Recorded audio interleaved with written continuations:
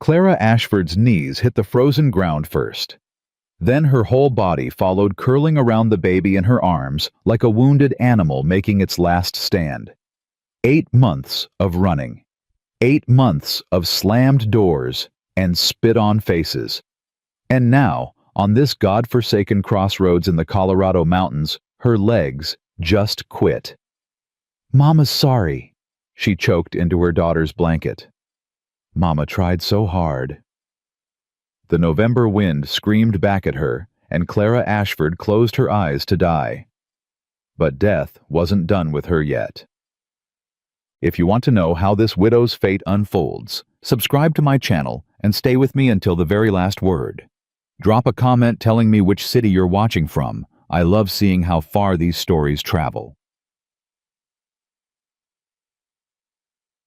Clara couldn't feel her fingers anymore. She'd stopped feeling them somewhere around mile 3, maybe 4. Now they were just claws wrapped around Lily's blanket, frozen in place like they belonged to a corpse. "Just a little more," she whispered. "Someone's gonna come. Someone's gotta come." Lily didn't answer. The baby had stopped crying 2 days ago. Too weak. Too hungry. Now she just made these small sounds like a kitten mewing, and each one cut through Clara worse than the wind ever could. The crossroads stretched out in 4 directions. North to Denver, where the sheriff had run her out at gunpoint. East to the mining camps where she'd lasted exactly 1 night before fleeing. South to nothing but wilderness and wolves. And west was ranching country. The kind of place where women alone disappeared and nobody asked questions. Clara laughed. It came out cracked and wrong. 4 roads, she said to no one. 4 roads, and not a single one wants me. She thought about Thomas, her husband. Dead 8 months now with a bullet in his chest and $37 in his pocket. That's what his life had been worth to the men who robbed that train. $37. And somehow the whole town had blamed her. "Should have kept him home that morning," old Mrs. Patterson had said at the funeral, loud enough for Clara to hear. "Bad luck, woman. Everyone knows it." Clara had wanted to scream, wanted to grab the old bat by her black dress and shake her until her teeth rattled. But she'd just stood there, 6 months pregnant and freshly widowed, while the whispers circled like vultures. Then Eleanor Ashford had delivered the killing blow, her mother-in-law. The woman who'd smiled at Clara's wedding and called her daughter. The woman who'd promised Thomas she'd always look after his wife. "Get out of my house." Clara could still hear those words. Still see Eleanor's face twisted with grief and something uglier underneath. "Thomas never wrote to me about any baby. 8 months married and suddenly you're pregnant, after he's dead and can't speak for himself." Eleanor had grabbed Clara's arm hard enough to bruise. "Whose bastard is that in your belly, girl, because it sure ain't my son's." "It is," Clara had begged. "Eleanor, I swear to God. Don't you speak God's name in my presence." Eleanor's nails had dug into Clara's skin. Get out and never come back. I'll see you hang before I let you steal my son's inheritance with your whore's child." Clara had left with nothing, the clothes on her back, a few dollars she'd hidden in her shoe, and a baby growing inside her that nobody believed was legitimate. She'd been running ever since. Now her running was done.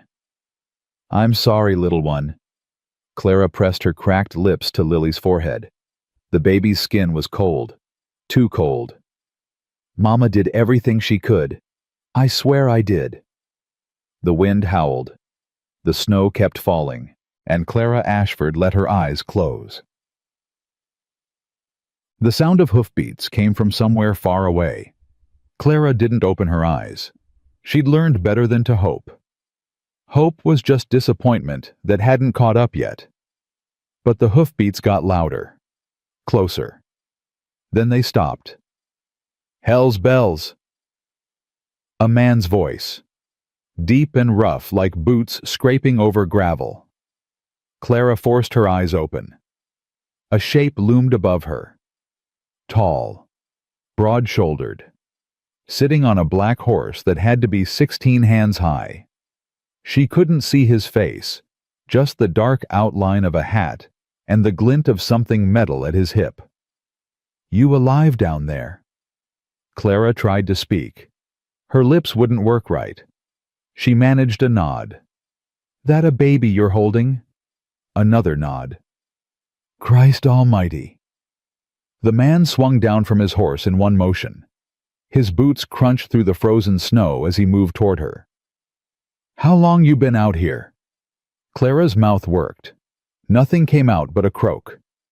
The man knelt beside her, and she finally saw his face. He was older, maybe 45, maybe more.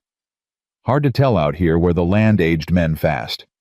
His jaw was square under a salt and pepper beard, and a scar ran from his left temple down to his cheekbone. The kind of scar that came from a knife or a bayonet, not an accident. But his eyes stopped her cold. Gray, pale as winter sky, and looking at her like she was actually there. Like she was actually human. She'd forgotten what that felt like. "Can you stand?" he asked. Don't think so." "When'd you eat last?" Clara tried to remember. The days blurred together. "Don't know." The man's jaw tightened. He pulled off his heavy canvas coat and wrapped it around her shoulders before she could protest. "I'm taking you to my place," he said. 2 hours west. You got a problem with that." "I ain't got nothing to pay you with."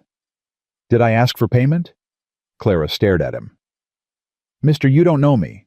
You don't know what people say about me." "Don't much care what people say about anybody." He reached for Lily, and Clara flinched back instinctively. He stopped, waited. "I ain't gonna hurt her. Just need to check if she's breathing proper." Clara hesitated. Then slowly she let him pull back the blanket. Lily's face was pale. Too pale. But her eyes fluttered open, and she made that small mewing sound. Something crossed the man's face. Pain, maybe. Or recognition of a different kind. "She's cold," he said. "But she's fighting. Tough little thing. She gets that from her father." "Where's her father?" "Dead." The man nodded once like that was all the information he needed.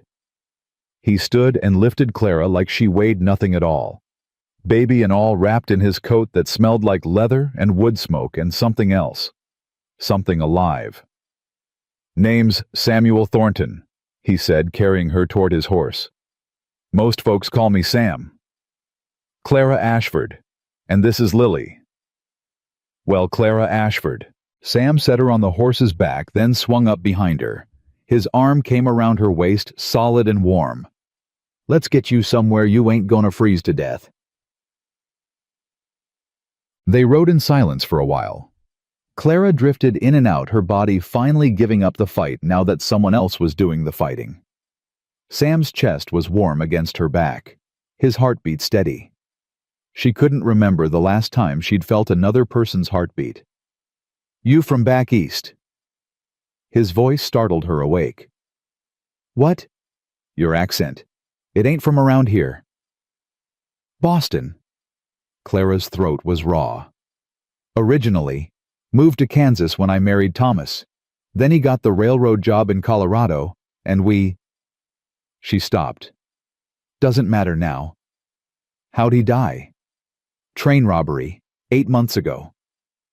Sam was quiet for a moment. "I heard about that. Bad business. They catch the men who did it." "No. They caught me instead." She felt him tense behind her. "What's that mean?" "Means the whole town decided I was bad luck. Means my mother-in-law told everyone Lily ain't Thomas's baby. Means I got run out of every place I tried to stop." Clara laughed bitterly. "You sure you want me in your house, Mr. Thornton? I got a reputation for bringing trouble." "Sam." "What?" "Call me Sam. And I've had enough trouble in my life that a little more won't make much difference." Clara turned her head slightly, trying to see his face. "That scar. The war. Mexico. Long time ago. You don't look old enough for the Mexican War." "I was 16 when I enlisted. Lied about my age." Sam's arm tightened around her waist as the horse navigated a steep incline. Did a lot of things I ain't proud of in those years. Killing men for land that wasn't ours to take. Is that why you're helping me, Guilt? The question hung in the air between them. Sam didn't answer right away. Maybe, he said finally.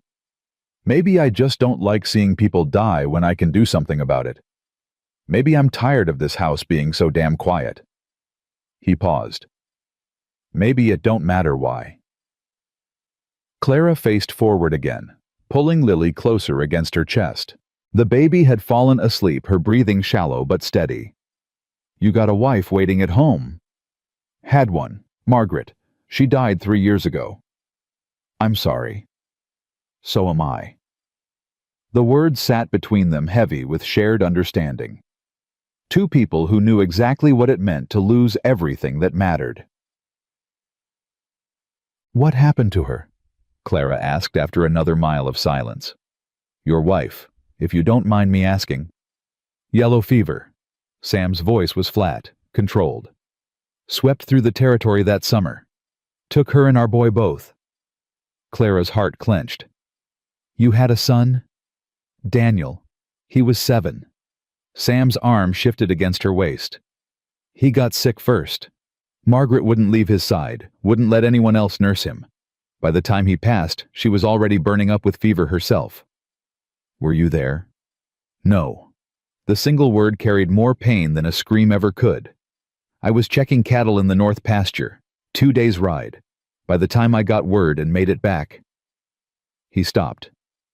They were already in the ground. Clara didn't offer empty condolences. She knew how worthless those were. That's why you stopped for me, she said instead. Isn't it because you couldn't save them? Sam was silent for a long moment.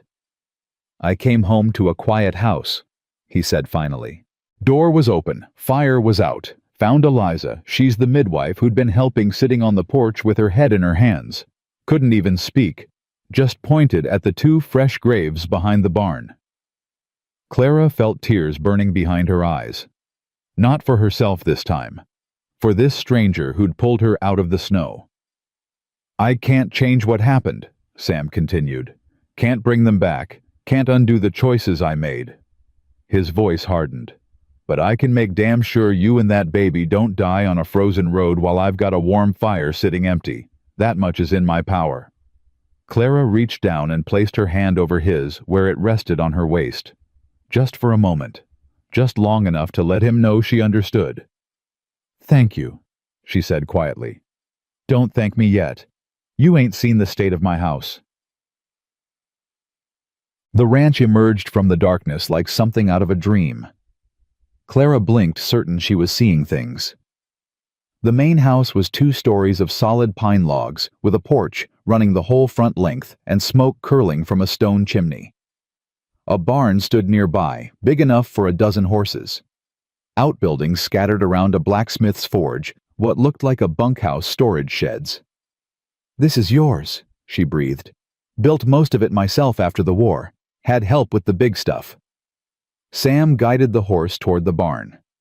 Thornton Creek Ranch, 5,000 acres of cattle land, timber rights to the North Ridge, and water rights to the creek that gives it its name. Clara's head spun. She'd expected a cabin, a homestead, not this. You're rich. Comfortable. Sam dismounted and helped her down. Her legs buckled the moment her feet touched ground, and he caught her easily. Easy now. Let's get you inside. He half-carried her to the house, pushed open the door with his shoulder. The interior hit Clara like a fist to the chest. Everything was clean, maintained, but frozen somehow like a photograph of a life that had stopped. A woman's shawl hung by the door covered in dust. 2 china plates sat on a shelf, one worn from use, one pristine and untouched. A rocking chair faced the fireplace, positioned just right for someone who would never sit in it again. Clara recognized this house. She'd lived in one just like it for the past 8 months. A shrine to a dead woman. It ain't much, Sam said, guiding her toward a chair by the cold fireplace. It's everything, Clara whispered. Sam paused, looking down at her. Something flickered in those gray eyes. Then he turned away, moving to build a fire with quick, efficient movements. I'll get water heating. When's the last time that baby ate proper? Yesterday morning. She's been too weak to nurse much. Sam's hand stilled on the kindling, just for a second. Then he struck a match and flames caught. Get yourself warm. I'll bring food. You eat first, then feed her. Sam, don't argue with me, Mrs. Ashford. He stood brushing off his knees. You're in my house now. That means you do what I say. Clara's chin came up. And if I don't? For the first time, something like a smile tugged at the corner of Sam's mouth. Then I reckon we're gonna have ourselves a problem. The soup was simple. Beef and vegetables, nothing fancy. But to Clara, it tasted like salvation. She ate 3 bowls while Sam watched from across the room, pretending to clean his rifle, but not fooling anyone. Lily had woken and nursed eagerly the first real feeding in days, and now slept peacefully in a basket Sam had produced from somewhere. Where'd you get the baby things? Clara asked, wiping her mouth with the back of her hand. Sam's hands stopped moving on the rifle. They were Daniel's, been sitting in the attic for 3 years. Oh, Clara set down her spoon. I didn't mean you don't have to. Baby needs a basket. I got a basket. Ain't no sense letting it rot when someone can use it. Sam's voice was gruff, but she heard what he wasn't saying underneath. There's more stuff up there. Clothes Margaret made that Daniel outgrew. Blankets. Whatever you need. Clara's eyes burned. Why are you doing this? Really? Already told you. You told me why you stopped on the road. You didn't tell me why you're giving me dead children's things like it's nothing. Sam set down the rifle, stood, walked to the window and stared out at the darkness. You see that hill out there east of the barn? Clara looked. She could barely make out a gentle rise covered in snow. That's where they're buried. Margaret and Daniel. I dug those graves myself. Took me 3 days because I kept having to stop and... His voice broke. Just barely. Just enough. I see that hill every morning when I wake up. Every night before I go to sleep. I've been looking at it for 3 years. Sam, you know what I've learned in 3 years of looking at that hill? He turned to face her.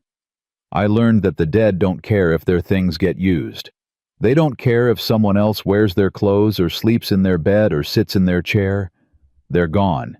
They ain't coming back no matter how much we wish different. He crossed the room, stopping in front of her. But the living still need help. And I reckon I've spent long enough tending graves when there's people right in front of me who need tending. Clara looked up at him. This hard, scarred man who'd pulled her out of the snow, who'd opened his home to a stranger, who was offering her pieces of his dead family like they were gifts instead of weights. I don't know how to thank you, she said. Don't want thanks. Sam turned away, moving toward the kitchen. Want you to stay. Through the winter at least. Place needs a woman's touch, and I ain't got the first idea how to keep house proper. I'll pay fair wages for the work. Clara's breath caught. You're offering me a job. I'm offering you a roof over your head and food in your belly. Call it what you want. People will talk. A woman living alone with a man she ain't married to. Let them talk. You don't understand. Clara stood swaying slightly. The whispers follow me everywhere. They'll come here too. They'll say I'm your whore, that I'm after your money, that I'm... Mrs. Ashford. Sam's voice cut through her panic like a blade. I've been shot twice, stabbed 3 times, and spent 2 years fighting a war we had no business fighting. I've buried my wife and my son and most of my faith in humanity. He stepped closer. You think I give a damn what people whisper? Clara stared at him. Don't you? I care about 2 things in this world. Whether my cattle are fed and whether the people under my roof are safe. He held her gaze. Everything else is just noise. The fire crackled in the silence. Lily made a small sound in her basket. Clara felt something shifting inside her chest, something that had been locked away for 8 long months. All right, she heard herself say. Until spring. Sam nodded. I'll show you to your room." The room was small. A narrow bed, a dresser, a window overlooking the barn. The faint scent of lavender hung in the air. Margaret's, Clara guessed. Everything about this house was Margaret's. This was her sewing room, Sam said from the doorway. She spent most of her afternoons in here. Clara turned slowly, taking it in. "I feel like I'm stepping into someone else's life."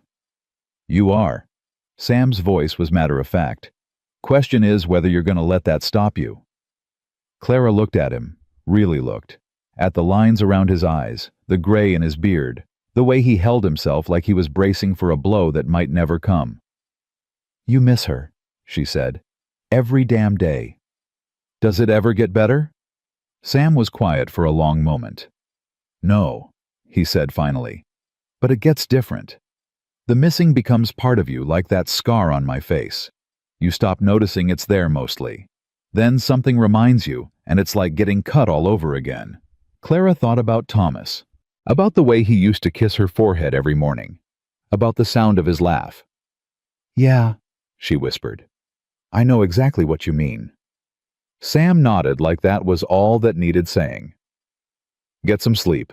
Morning comes early on a ranch." He turned to leave. "Sam." He stopped. "I ain't cursed. Whatever people say. My husband died because some men wanted $37 more than they wanted to let him live. That ain't bad luck. That's just evil." Sam looked back at her. Something passed across his face, understanding maybe, or recognition. "I know," he said simply. "Get some rest, Mrs. Ashford." Then he was gone, and Clara was alone with her sleeping daughter and the ghost of a woman she'd never met. Clara didn't sleep that night. She tried. Lord knows she tried. But every time she closed her eyes, she saw Eleanor's face, heard the whispers, felt the cold of the crossroads seeping back into her bones. Lily slept peacefully beside her, wrapped in Daniel's old blankets, breathing slow and steady. Clara watched her daughter's face in the dim light, marveling at how perfect she was, how innocent, how completely unaware of the world that wanted to destroy them both. "I'm going to keep you safe," Clara whispered. "I don't know how yet, but I'm going to figure it out. I promise." Around midnight, she heard movement in the main room. Clara crept to the door and opened it a crack. Sam sat in the rocking chair, Margaret's chair, staring into the dying fire. He didn't move, didn't speak, just sat there, his hands loose on the armrests, his face carved from stone. He was keeping vigil. Clara realized it with a sudden sharp clarity. This was what he did every night. Sat in his dead wife's chair and watched the fire burn down to nothing. She almost went to him, almost opened the door and crossed the room and put her hand on his shoulder. But something stopped her. This grief was his private and sacred. She had no right to intrude. Instead, she closed the door silently and returned to her bed. They were two strangers in a house built for a family that no longer existed.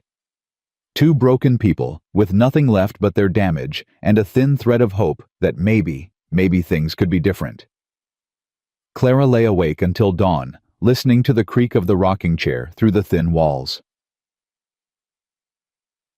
Morning came gray and cold. Clara woke to the smell of coffee and the sound of wood being split outside. She dressed quickly in her ragged clothes, all she had, and emerged to find the main room empty. A pot of coffee sat warming on the stove, and beside it, a note in careful, blocky handwriting. "Doing chores. Coffee's hot. Stay inside." Clara poured herself a cup and stood by the window watching Sam work. He moved with brutal efficiency, his axe rising and falling in a steady rhythm. Each swing sent chunks of wood flying. Each breath clouded white in the freezing air. He'd been at it for a while, judging by the pile of split logs beside him. Working out his demons, Clara thought. She recognized the urge. Had spent plenty of nights scrubbing floors until her hands bled, because it was better than thinking. The door opened and Sam came in, stamping snow from his boots. "You're up. Hard to sleep with all that chopping." Something that might have been a smile flickered across his face. Reckon so. He hung his coat by the door next to Margaret's shawl. Clara noticed and moved to the stove. You hungry? I could eat. Can you cook? Clara raised an eyebrow. That a real question? I've been eating my own cooking for 3 years. It ain't pretty. Sam pulled out a chair and sat heavily. Margaret did all the kitchen work. I never learned much beyond boiling water and burning meat. Clara felt a small smile tugging at her lips. The first real smile in months. Show me where things are. I'll make breakfast. Now that's the best news I've had all year. They ate eggs and biscuits. Clara's biscuits were nowhere near her mother's, but Sam cleaned his plate twice and looked like he might cry from gratitude. Lord Almighty, he said, leaning back in his chair. I forgot food could taste like this. It's just biscuits. Best damn biscuits I've had since Margaret. He stopped, looked away. In a long time. Clara busied herself with washing dishes. Tell me about her, if you want, Margaret. The silence stretched. Clara thought maybe she'd overstepped. Then Sam spoke. She was from Virginia, came west with her family when she was 15. I met her at a barn dance in '72. I was 28, she was 19. His voice softened. Prettiest thing I'd ever seen. Hair like honey eyes, like the sky after a storm. I couldn't put 2 words together when she talked to me. How'd you win her over? I didn't. Sam chuckled low and rough. She won me, walked right up to me at that dance and said, You're Sam Thornton, aren't you? The one who built that ranch up at Thornton Creek. I said yes. She said, I'm going to marry you someday. Just like that. Like it was already decided. Clara turned from the dishes, smiling despite herself. And you believed her? Didn't have a choice. Margaret never said anything she didn't mean. Sam's eyes were distant. We were married 3 months later, built this house together, had Daniel 2 years after that. He paused. 11 years. That's all we got. 11 years and then she was gone. That's more than some people get. Yeah. Sam looked at her. How long were you married? 8 months. Clara dried her hands on a cloth. Thomas and I knew each other 6 weeks before the wedding. My father didn't approve, said I was too young, said Thomas didn't have enough money, but I didn't care. I loved him. She swallowed hard. We were just getting started, you know, making plans, talking about children, about the future. Then the robbery happened, and all those plans just... She made a gesture like something scattering to the wind. 8 months, Sam repeated. That ain't fair. No, it ain't. Clara met his eyes. But neither is 11 years. Neither is 7. Fair don't exist out here, does it? No, ma'am, it don't. They looked at each other across the kitchen, 2 strangers bound by the same cruel arithmetic of loss. Lily's cry broke the moment. Clara moved to pick up her daughter, grateful for the interruption. Some conversations cut too close to the bone. I need to wash some of her things, Clara said, not quite meeting Sam's eyes. She's only got the 1 set of clothes. There's a wash tub in the back. Water pumps just outside the door. Sam stood reaching for his coat. I've got to ride out and check the fence line. Back before dark. Sam. He paused at the door. Be careful. Something flickered in his eyes. Surprise, maybe. Or something warmer. Always am, he said. And then he was gone. Clara spent the day learning the house. She washed Lily's clothes and hung them by the fire. She scrubbed the kitchen until it shone. She swept the floors and beat the rugs and organized the pantry, which had been in chaos. All the while, she cataloged the evidence of Margaret's life. The recipe book tucked in a drawer filled with careful handwriting. The quilt on Sam's bed hand-stitched with tiny, perfect squares. The Bible on the mantel, its spine cracked from use. The china plates still sitting on their shelf, like they were waiting for a family to gather. Clara picked up one of the worn plates, turning it in her hands. I hope you don't mind, she said aloud, to the empty room, to the ghost that surely lingered here. I ain't trying to replace you, just trying to survive. No answer came. Of course it didn't. The dead didn't talk back. But somehow, standing there with Margaret's plate in her hands, Clara felt less alone than she had in months. Dusk was falling when Sam returned. Clara heard his horse first, then his boots on the porch. He came in stamping snow, his face red with cold. Something smells good. Stew. Found some vegetables in your root cellar, and that beef hanging in the smokehouse. Clara ladled soup into a bowl. Sit. Sam sat. He ate 3 bowls without stopping for breath. You're a miracle, he said, finally pushing back from the table. I mean that. A genuine miracle. I'm a woman who knows how to cook. That ain't the same thing. Out here it might be. Sam's eyes were warm, warmer than they'd been last night. You get settled all right today. I did. Clara hesitated. I hope you don't mind I cleaned up some. Organize things. Mind. Sam laughed. Mrs. Ashford, you could burn this place to the ground and rebuild it however you want. Long as there's biscuits at the end of it, I won't complain. Clara smiled, actually smiled. You're easy to please. I'm a simple man. They sat in comfortable silence for a while, the fire crackling, Lily sleeping in her basket nearby. Outside, the wind had picked up, howling around the corners of the house. Storm coming, Sam said, glancing toward the window. Big one by the sound of it. Will the cattle be all right? They know to find shelter, smart animals. He turned back to her. Might be snowed in for a few days, though. Hope you don't mind being stuck with me.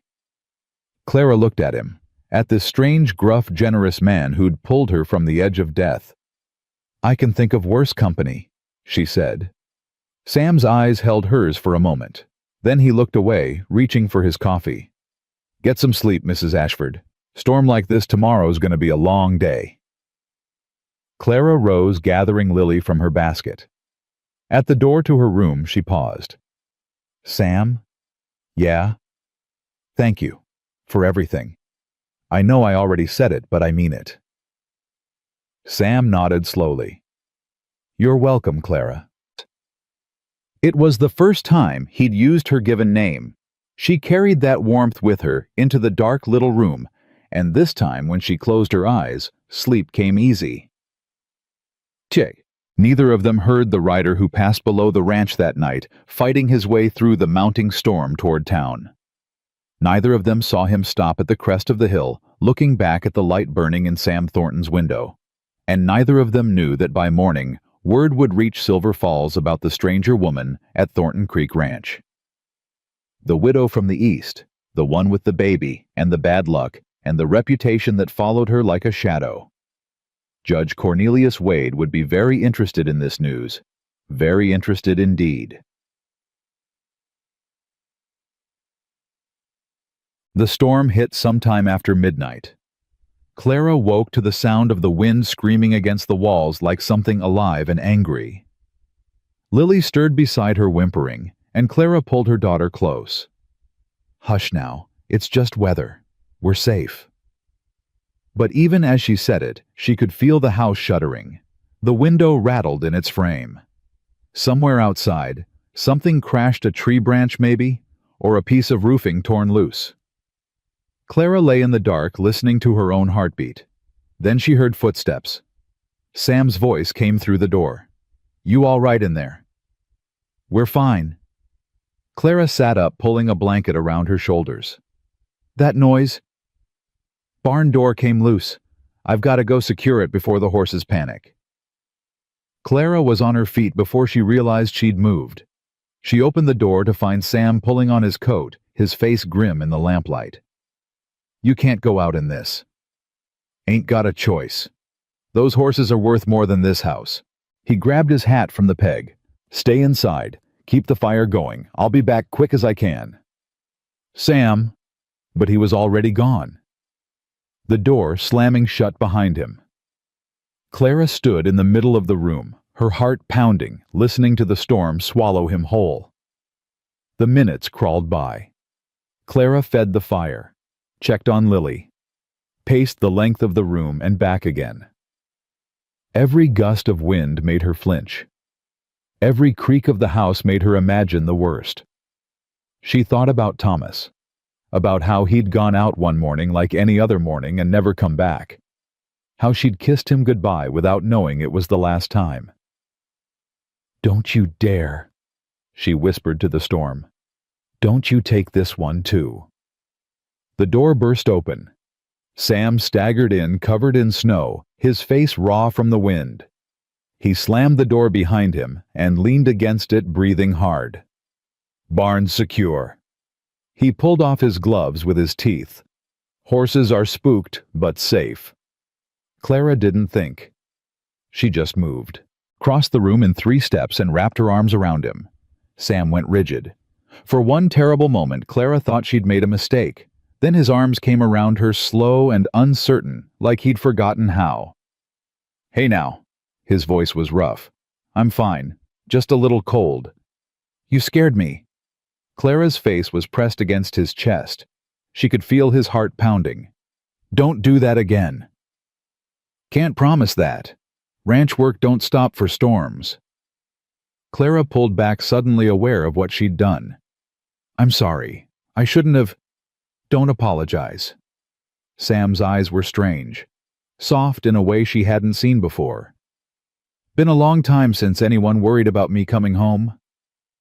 They stood there too close, the fire crackling behind them and the storm raging outside. Clara could feel the cold radiating off his clothes, could see the ice crystals melting in his beard.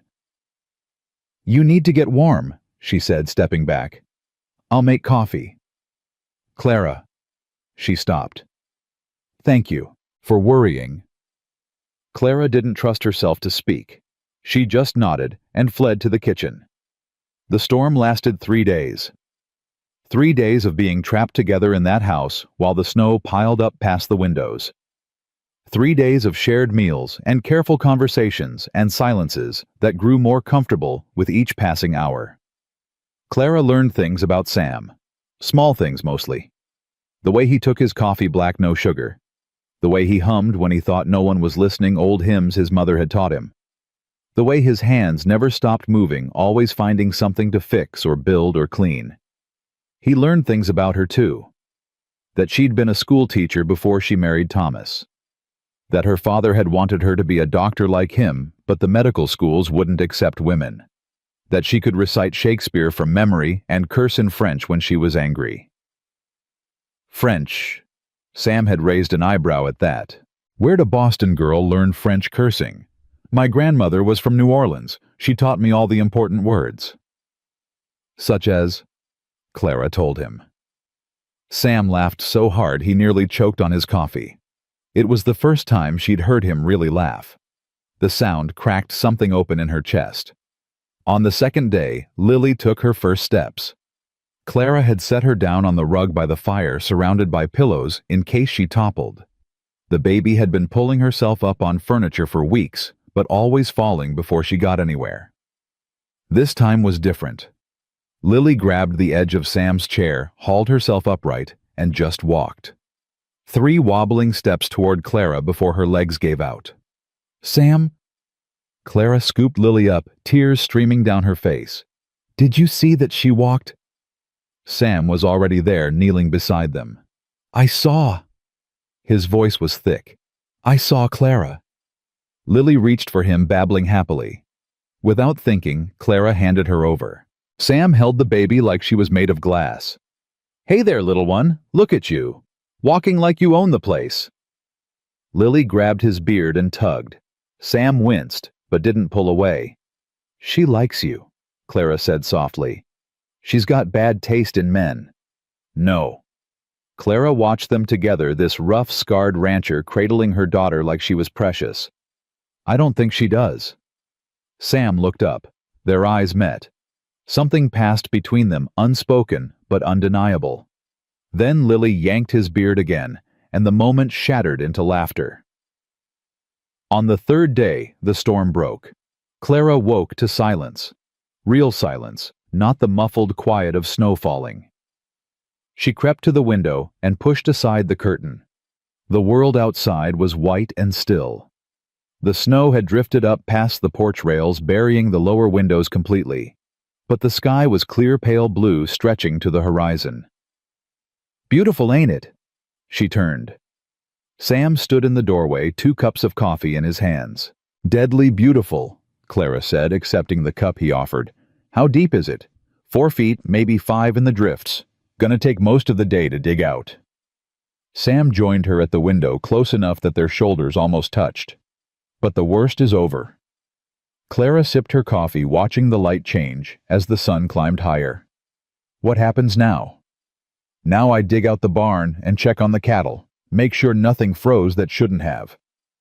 Sam's voice was matter-of-fact, but she heard something else underneath. Reluctance, maybe. "Then I'll need to ride into town, get supplies, let folks know we survived." Clara's stomach tightened. "Folks?" "Silver Falls is a small town. People talk." Sam turned to look at her. "Word's probably already spread that you're here. The storm just delayed the questions. And you're ready for those questions?" "I'm ready to tell anyone who asks that I've got a housekeeper for the winter. Nothing more, nothing less." He paused. "Unless you want me to say different." Clara's heart stuttered. What would different sound like? Sam was quiet for a long moment. When he spoke, his voice was careful, measured. "I've been thinking about what happens when spring comes, about you and Lily leaving." He set down his coffee cup. "I find I don't much care for that picture." "Sam, I ain't asking for anything." He held up a hand. "I know it's too soon. Know you've got your own grief to carry. But I wanted you to know if you wanted to stay longer than spring, the offer's open. Not as my housekeeper. As—" He stopped, rubbed the back of his neck. "Hell, I'm no good at this." Clara felt tears prickling behind her eyes. "As what, Sam?" "As whatever you want to be." He finally met her gaze. "I ain't got fancy words, but I know that these 3 days being snowed in with you and Lily, I've felt more alive than I have in 3 years. And I don't want to lose that." Clara set down her own cup. Her hands were trembling. "I feel it too," she whispered. "But I'm scared." "Of what?" "Of everything. Of trusting again.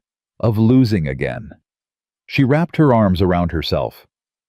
"Every time I let myself hope, something tears it away. What if that happens here? What if I ruin this, like I ruined everything else?" "Clara." Sam stepped closer, not touching but near enough that she could feel his warmth. "You didn't ruin anything.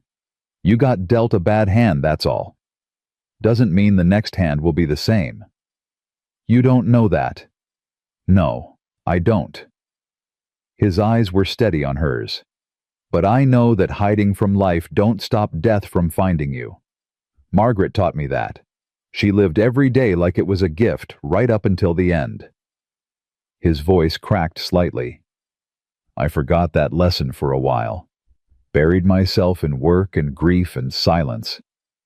But you're reminding me." Clara couldn't speak. Her throat was too tight. "We don't have to decide anything today," Sam continued. "Or tomorrow, or next month. I just wanted you to know that the door's open, whenever you're ready to walk through it." He turned away, then reaching for his coat. "I'm gonna start digging out. You need anything from town when I go?" Clara found her voice. "Sam." He paused.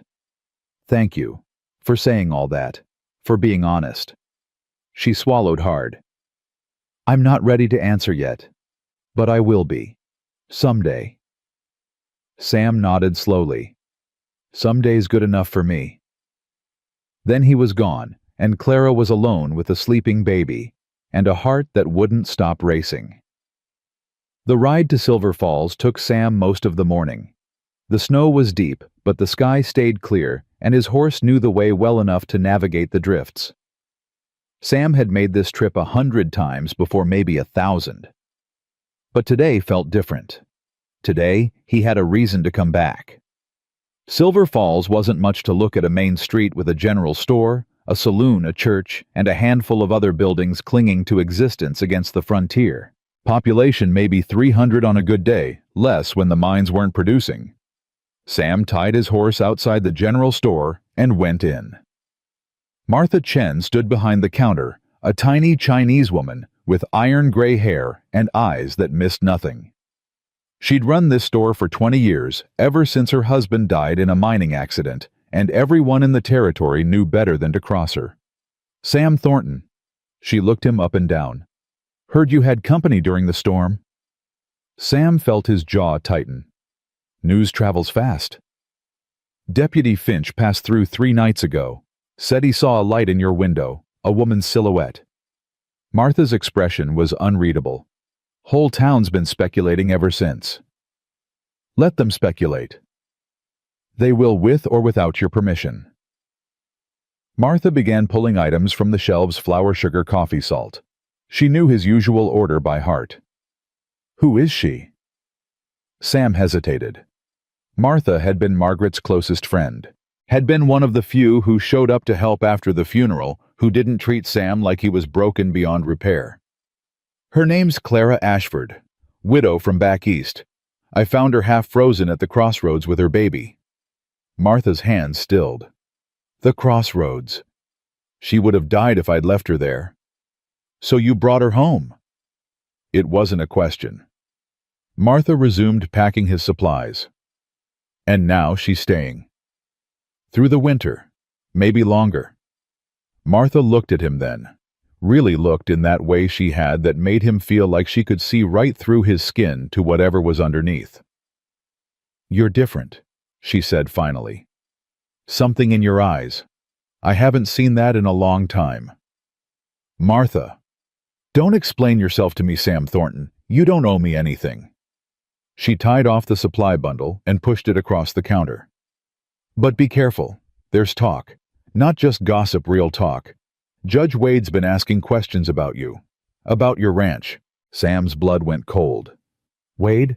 What kind of questions?" "The kind that usually end with someone losing their land." Martha's voice dropped.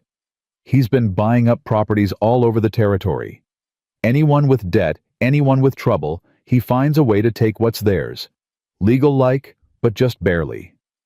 I don't have debt. Maybe not. But you've got something he wants." Martha glanced around the empty store, then leaned closer. "That water rights claim of yours. The one that controls Thornton Creek. Wade's been trying to get his hands on it for years. With your wife gone and no heir. I've got an heir." The words came out before Sam could stop them. Martha's eyebrows rose. "The baby," Sam said quietly. "Lily. I'm going to adopt her. Make her legal." Martha stared at him. "Sam, I know what I'm doing. Do you—" Her voice was gentle but firm. "You've known this woman, what, a week? Long enough to know she's good. Long enough to know that little girl deserves better than what the world's given her so far." Sam picked up the supplies. "Long enough to know I don't want to be alone anymore." Martha was quiet for a long moment. Then she reached out and patted his weathered hand. "Margaret would approve," she said softly. "She always did say you needed someone to take care of. Margaret was smarter than me about most things. About everything." Martha almost smiled. "Go home, Sam. Take care of your women. But watch your back around Wade. That man's got snake eyes and a devil's patience." Sam nodded and headed for the door. "Sam." He turned. "Bring her to church on Sunday. Let folks see she's respectable." Martha's expression was shrewd. Harder to spread lies about someone people have actually met. She might not want to. Ask her anyway. Sometimes the best defense is showing up. Sam thought about that all the way home. Clara was waiting for him on the porch. She'd dug out the steps somehow, probably using the shovel he kept by the door, and stood there with Lily on her hip, watching him ride up. The afternoon sun caught her hair, turning it copper and gold. Sam's heart did something strange in his chest. Something it hadn't done in a very long time. "You're back early," Clara called as he dismounted. "Roads weren't as bad as I thought." Sam tied off his horse and grabbed the supplies. "Got everything we need for the next couple weeks." Clara fell into step beside him as he walked toward the house. "How was town?" "Small, nosy." Sam pushed open the door. "Already asking questions about you." "I figured." Clara's voice was carefully neutral. "What did you tell them?" "That you're my housekeeper. That I found you half dead and did the Christian thing." Sam set the supplies on the table. "Also, that I'm planning to adopt Lily." Clara went very still. "You told them what?" "Martha Chen. She runs the general store. She mentioned that Judge Wade's been sniffing around my property, looking for ways to take it." Sam turned to face her. "If I've got an heir, a legal heir, it makes things more complicated for him. Harder to swoop in if something happens to me." "Sam, you can't. I've been thinking about it since the storm." He cut her off gently. "Lily needs a father. A real one, not just someone who gives her a place to sleep. And He stopped, swallowed. "I lost my son. I've got a hole in me that ain't ever gonna heal. But maybe I can make room for someone else in there, if you'll let me." Clara's eyes were wet. "You barely know us." "I know enough." Sam stepped closer. "I know that little girl's got more fight in her than half the men in this territory. I know her mama's brave and smart and kind, even when the world's given her every reason not to be." He reached out, slowly touched Clara's cheek. "I know I haven't felt this way since Margaret and I thought that part of me was dead forever." A tear slipped down Clara's face. "What way?" "Like I've got something worth protecting again." Clara closed her eyes. "Sam, you don't have to answer now, about any of it." His thumb brushed away her tear. "But I want you to know where I stand. No secrets, no games, just truth." When Clara opened her eyes, something had changed in them. The fear was still there, but underneath it was something else. Something that looked almost like hope. "Okay," she whispered. "Okay what?" "Okay, I hear you. Okay, I understand where you stand." She took a shaky breath. "And okay, I'll go to church with you on Sunday, if you think it'll help." Sam blinked. "How'd you know about that?" "Because it's what I would do. Show people I'm not what they think." Clara almost smiled. "My mother always said the best way to fight gossip is with grace." "Your mother sounds like a wise woman." She was. The pain in Clara's voice was old but deep. "She died when I was 12. Consumption." "I'm sorry." "Don't be. She taught me what I needed to know before she went." Clara shifted Lily on her hip. "She taught me that you can't control what people say about you. You can only control who you actually are." Sam nodded slowly. "Sunday it is, then." "Sunday it is." They stood there in the fading afternoon light, two people who'd found each other in the wreckage of their lives. Neither of them knew what the future held. Neither of them could guarantee it wouldn't all fall apart. But for the first time in a long time, they were both willing to try. Sunday came cold and clear. Clara dressed in the best clothes she had, which wasn't saying much. Her traveling dress was worn and faded mended in a dozen places. But it was clean, and it was respectable, and it would have to do.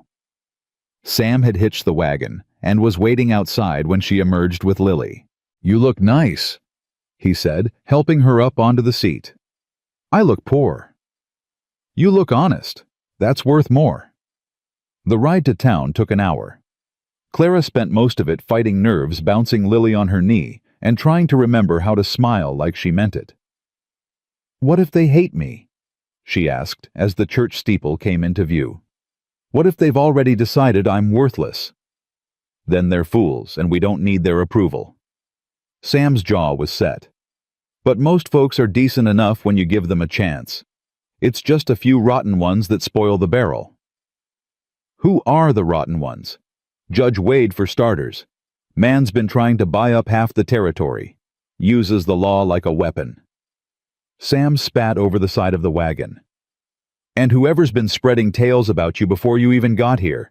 Someone's been busy. Clara's stomach tightened. What kind of tales? The usual. Bad luck woman. Cursed widow. Probably came from wherever you were before you got here. Eleanor. Clara felt cold certainty settle in her gut. Her mother-in-law had connections everywhere. Money talked, and Eleanor Ashford had plenty of it. The lies will follow me forever, Clara said quietly. No matter where I go. Then we'll fight them forever. Sam's hand found hers on the seat between them. Together. The church was small but full.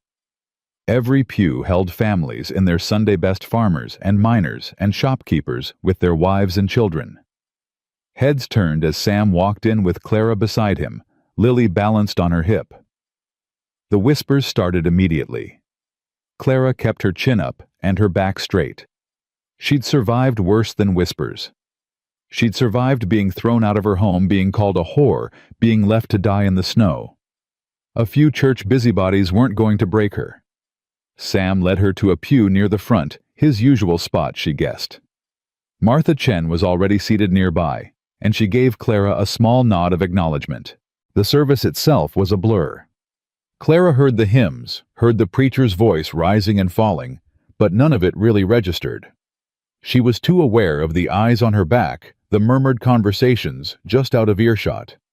When it was finally over, Sam stood and offered her his arm. Ready? No, but let's do it anyway. They walked out into the cold sunshine, and immediately people swarmed around them. Sam, heard you had a rough storm up at the ranch.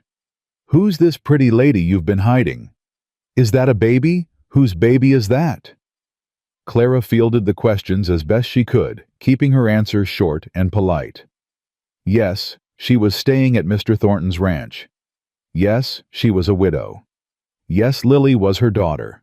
No, she didn't have family in the area. Yes, she was from back east. No, she'd rather not discuss the details of her husband's death. Through it all, Sam stayed by her side. A solid, silent presence. His hand never left the small of her back. Then a new voice cut through the crowd.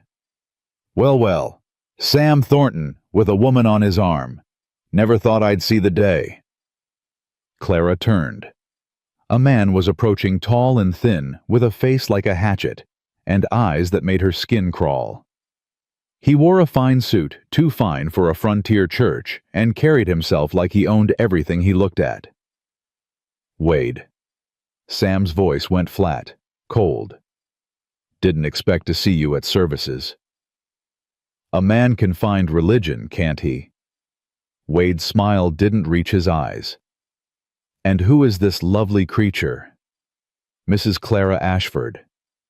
Clara met his gaze directly. And you are Judge Cornelius Wade, at your service.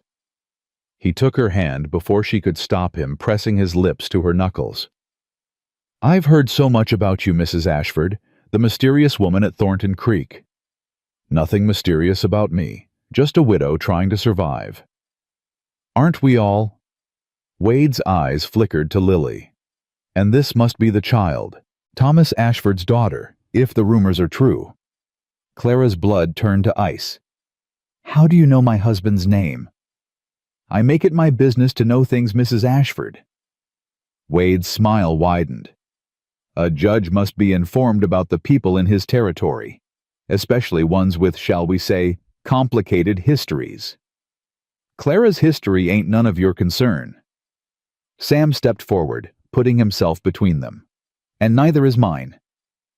Everything in this territory is my concern, Sam. You know that. Wade straightened his coat. I do hope you'll both be careful. The frontier is a dangerous place for people without protection. We don't need your kind of protection. Everyone needs protection eventually. Wade tipped his hat. Mrs. Ashford, a pleasure. I'm sure we'll be seeing each other again. He walked away, and Clara finally let herself breathe. "That's Wade," she whispered. "That's him. He knows things about me, about Thomas. He knows things about everyone." Sam's jaw was tight. "It's how he operates. Digs up dirt, uses it as leverage." Clara watched Wade's retreating back, her heart hammering. "What does he want with us?" "My land, my water rights, maybe more." Sam turned to face her. "But I won't let him have any of it. Not the ranch, not the creek, and sure as hell not you." Clara looked up at him. At this man who'd saved her life and opened his home and stood beside her against an enemy he'd barely begun to explain. "I believe you," she said, and for the first time since Thomas died she actually meant it. The days after church were quiet, but Clara could feel the storm building beneath the surface. Sam worked harder than usual, spending long hours with the cattle, and returning after dark, with exhaustion carved into his face. He didn't talk about Wade, didn't mention the encounter at all. But Clara saw the way his jaw tightened whenever someone rode past on the road below. She saw the way he checked his rifle every night before bed. He was preparing for something. She just didn't know what. A week after Sunday service, Clara was hanging laundry by the fire when she heard hoofbeats approaching. Her hands stilled on the wet fabric. "Sam?" No answer. He'd ridden out to check the north fence line 3 hours ago. Too soon for him to be back. Clara set down the shirt she'd been wringing and moved to the window. A single rider was coming up the drive, but it wasn't Sam's black horse.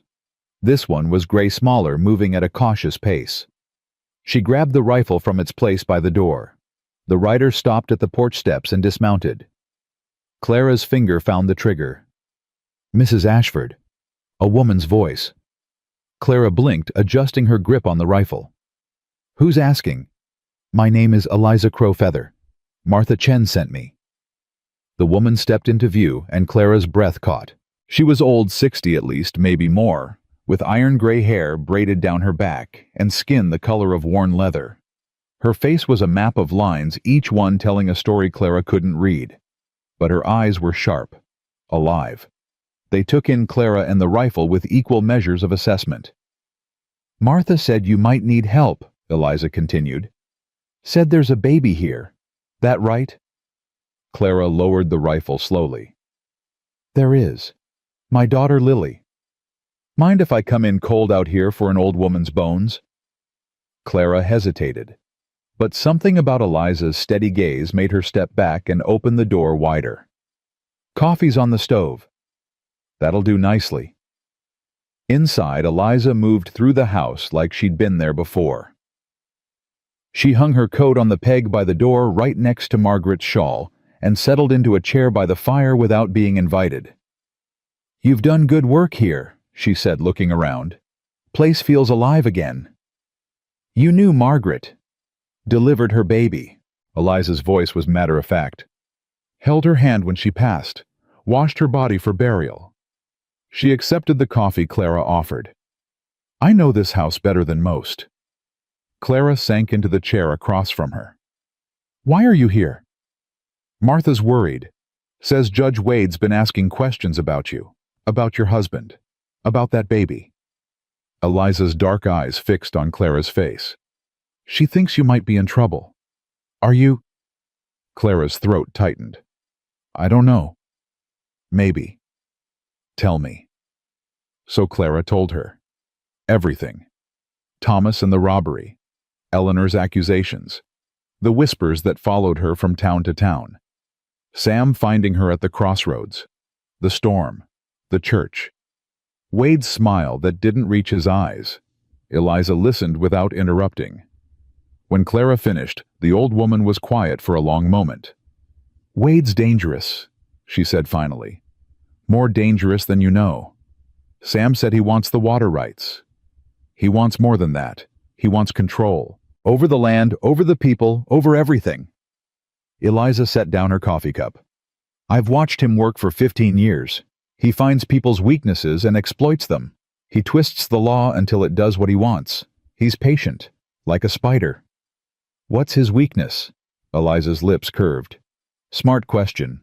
Most people don't think to ask that. I'm not most people. No, you're not. Eliza leaned forward. Wade's weakness is his pride. He thinks he's smarter than everyone else. Thinks nobody can touch him because he's got the law on his side. She paused. But the law works both ways, Mrs. Ashford, if you're smart enough to use it. I was a school teacher. I don't know anything about law. You know how to read. You know how to think. That's more than most folks around here. Eliza stood moving to the window.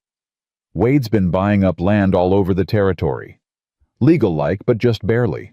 He finds people with debt, people with trouble, and he squeezes until they sell for pennies on the dollar. Sam doesn't have debt. No, but he's got you. Eliza turned to face her.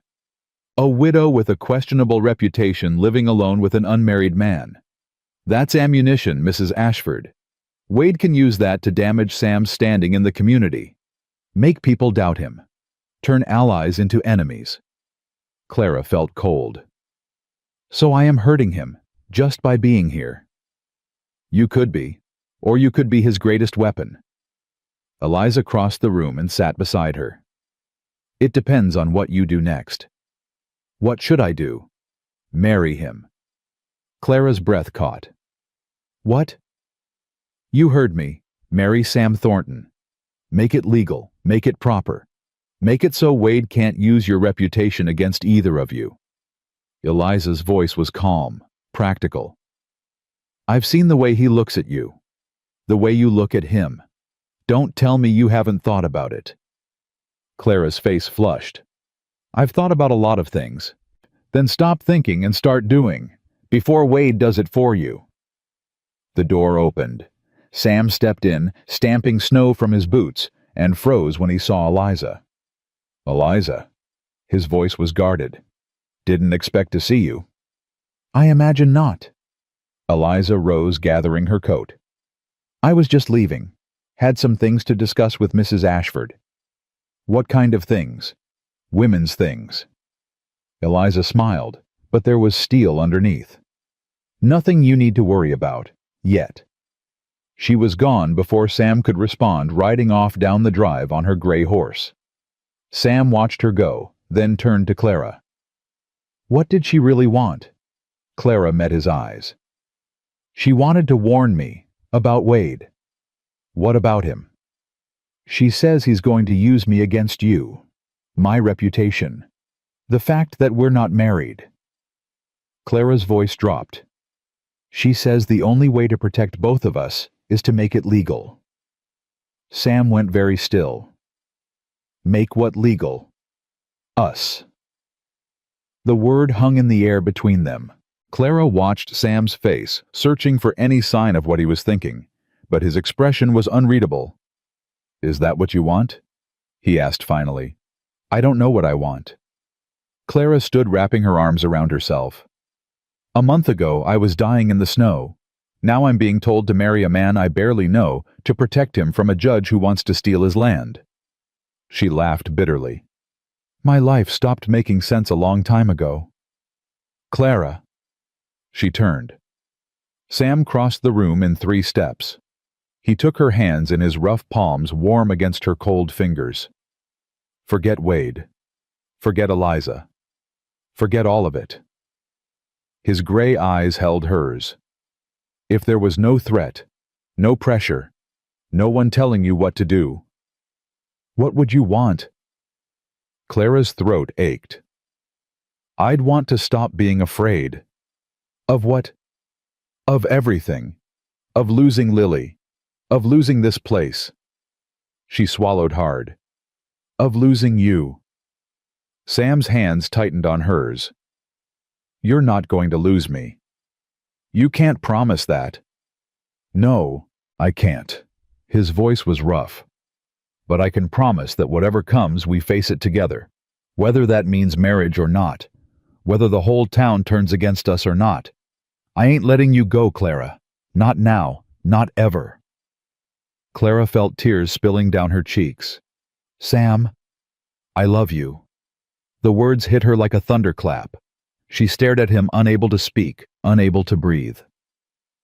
I know it's too fast. Sam continued, his voice cracking slightly. I know we've only had a few weeks, but I've lived long enough to know when something's real. And this what I feel when I'm with you, it's the most real thing I've felt since Margaret died. You loved her so much. I did. I still do. Sam's eyes were wet now. But she's gone, Clara. She ain't coming back. And I've spent 3 years living like a ghost in my own house waiting to die, so I could be with her again. He cupped her face in his hands. Then you came. You and Lily. And suddenly I wanted to live again. Clara closed her eyes. I don't know if I'm ready. Then we wait. We wait until you are. Sam pressed his forehead to hers. But I needed you to know. Needed you to hear it from me before Wade or anyone else tried to twist it into something ugly. It's not ugly. Clara opened her eyes. It's the most beautiful thing anyone's ever said to me. They stood there forehead to forehead, breathing the same air. Clara could feel Sam's heartbeat through his hands, could feel her own answering it. Ask me again, she whispered. Ask you what I want. If there was no threat, no pressure, no one telling me what to do. Sam pulled back slightly, searching her face. What do you want, Clara? She took a breath, let it out slowly. I want you. Sam's breath caught. I want this house. I want to watch Lily grow up here. I want to fall asleep listening to your heartbeat and wake up to your face every morning. Clara's voice shook, but she didn't stop. I want to stop running. I want to stop being afraid. I want to believe that good things can happen to people like us. Clara. I love you too. The words came out in a rush. I don't know when it happened. Maybe in the storm when you held me all night. Maybe when you built that cradle for Lily. Maybe the first moment I saw your eyes and knew you wouldn't hurt me. She laughed through her tears. I love you, Sam Thornton. And I'm terrified, but I love you anyway. Sam kissed her. It wasn't gentle, wasn't careful. It was desperate and hungry and full of 3 years of loneliness meeting 8 months of grief. Clara grabbed his shirt, pulling him closer, and Sam's arms wrapped around her like he was afraid she'd disappear. When they finally broke apart, both gasping for breath, Sam rested his forehead against hers again. Marry me, he said, not because of Wade, not because of what anyone says, because I love you, and I want to spend whatever time I've got left on this earth with you. Clara smiled through her tears. Yes. Yes. Yes, I'll marry you. She kissed him again quickly. But we do it right. In the church in front of everyone. Let them see that we've got nothing to hide. Sam's face split into a grin, the first real smile she'd ever seen on him. Martha's gonna lose her mind. Martha's gonna say she told you so. They laughed together, holding each other in the middle of the room, while the fire crackled and Lily slept peacefully in her basket. For one perfect moment, nothing else existed. No Wade, no threats, no past. Just the two of them and the future they were building. The moment shattered 2 days later. Sam had ridden into town to post the banns and arrange for Reverend Miller to perform the ceremony. Clara stayed at the ranch with Lily, humming to herself as she kneaded bread, happier than she'd been in years. She didn't hear the horses until they were already in the yard. Mrs. Ashford. The voice was unfamiliar, male, official sounding. Clara wiped her hands on her apron and moved to the window. 3 men sat on horseback outside. 2 of them wore deputy badges. The third was Judge Cornelius Wade. Clara's blood turned to ice. She grabbed the rifle and opened the door, stepping onto the porch with the gun held across her body. Not aimed at anyone, but visible. "Can I help you, gentlemen?" Wade smiled that snake smile of his. "Mrs. Ashford, so good to see you again. Is Mr. Thornton at home?" "He's in town. Whatever business you've got, you can conduct with me." "I'm afraid that's not possible." Wade produced a folded paper from his coat. I have here a court order requiring Mr. Thornton to appear before the territorial magistrate regarding a dispute over his water rights. Failure to appear will result in default judgment against him. Clara's hands tightened on the rifle. What kind of dispute? A claim has been filed asserting that Mr. Thornton's original survey was fraudulent, that the water rights he claims were actually purchased by another party prior to his filing. Wade's eyes glittered. If the claim is upheld, he'll lose everything from the creek to the North Ridge. That's impossible. Sam's had those rights for 20 years. 20 years of possession doesn't matter if the original claim was invalid. Wade tucked the paper back into his coat. The hearing is in 3 days. I suggest Mr. Thornton secure legal representation, although I doubt he'll find anyone willing to go against me in my own courtroom. He tipped his hat, still smiling that terrible smile. Good day, Mrs. Ashford. Give Mr. Thornton my regards. They rode away, leaving Clara standing on the porch with shaking hands and a heart full of dread. Sam returned an hour later, whistling as he dismounted. The whistle died when he saw Clara's face. What happened? She told him. Every word Wade had said, every threat implied. Sam listened in silence, his expression growing darker with each sentence. That son of a bitch, he said when she finished. He's making his move. Can he do this? Can he really take your land? If he's got a friendly judge and he is the judge, he can do whatever he wants. Sam paced the length of the porch. I need to see those original documents. Margaret was the one who filed all the paperwork back in '68. Everything should be in the desk. They spent the rest of the afternoon tearing through drawers and boxes, searching for the survey papers and deed filings that proved Sam's claim. Clara's organizational skills proved invaluable. She created systems, sorted documents by date, cross-referenced everything until a clear picture emerged. Here, she held up a yellowed paper. The original survey from 1868, signed and witnessed. And here, another document. The filing receipt from the territorial office, dated March 15, 1868. Sam took both papers, studying them. This should be enough. If Wade's claiming someone filed before me, these prove otherwise. But he's the judge, Sam. He can rule however he wants. Not if I get these to the territorial governor. Helena's 3 days' ride, but if I leave tomorrow? That's exactly what he wants. Clara grabbed his arm. Don't you see, he's trying to get you away from the ranch, away from me. He knows you'll go running off to Helena, and while you're gone... She didn't finish. She didn't have to. Sam's face went pale. He'll come after you. Or the ranch, or both. Clara's mind was racing. We need another way, someone who can take these documents to Helena while you stay here. Who everyone in Silver Falls is scared of Wade. They won't risk going against him. Clara thought of Eliza, of Martha, of the community that had watched her with suspicious eyes at church but hadn't turned away entirely. Then we give them a reason to stop being scared, she said slowly. We show them that Wade can be beaten, that his power isn't absolute. How? The hearing. You said it's in 3 days. That's right. Then we use those 3 days. Clara's voice strengthened.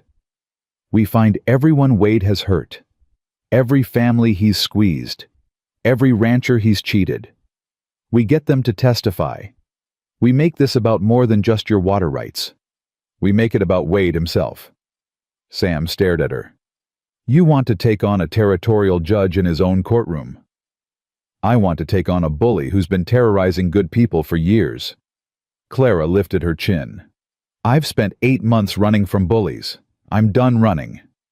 Clara, if this goes wrong, then it goes wrong, but at least we'll have tried. She took his hands. You told me we'd face whatever comes together. Did you mean it? Sam's jaw tightened. You know I did. Then let's face this, together. For a long moment, Sam just looked at her, at this woman who'd come into his life, half dead and desperate, and was now standing in front of him, ready to wage war against the most powerful man in the territory. Margaret would have liked you. he said finally. Clara blinked. What? She had that same fire in her, that same stubborn refusal to quit. Sam pulled her close. I think she sent you to me. I really do. Clara pressed her face against his chest. Then let's not waste the gift. They started that night. Sam rode to Martha Chen's store while Clara stayed with Lily. Martha listened to everything, then nodded once. I know at least 6 families Wade has cheated. I'll talk to them tonight. Eliza arrived at dawn the next morning, having heard through whatever mysterious channels she used. She brought news of 3 more ranchers willing to speak out. Wade took my brother's land in '79, she said. Claimed it for back taxes that weren't even owed. My brother died 6 months later, broken and poor. I've been waiting 15 years for a chance to make that right. By the evening before the hearing, they had 11 witnesses. 11 people with stories of corruption and abuse. 11 voices ready to speak the truth no matter the cost. But Wade had his own preparations. Deputy Finch came to the ranch that night alone and nervous. I shouldn't be here, he said, standing on the porch and refusing to come inside. But I owe Sam. He helped my family when my father was sick. What do you know, Finch?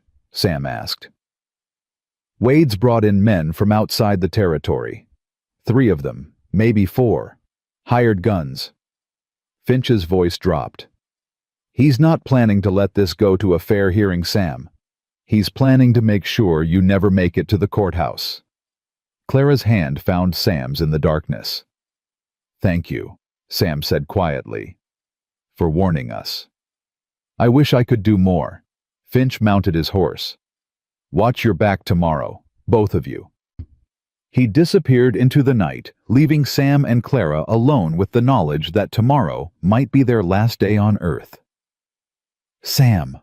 Clara's voice was steady, but her heart was pounding. If something happens, nothing's going to happen. If it does, she turned to face him. Promise me you'll take care of Lily. Promise me she'll have a home no matter what. Sam cupped her face in his hands. I promise. But I'm also promising you that we're going to walk into that courthouse tomorrow, and we're going to walk out together. Wade doesn't get to win. Not this time. Clara kissed him, soft and slow and full of everything she couldn't say. I love you, she whispered. I love you too. Sam pulled her close. Now get some sleep. Tomorrow we fight.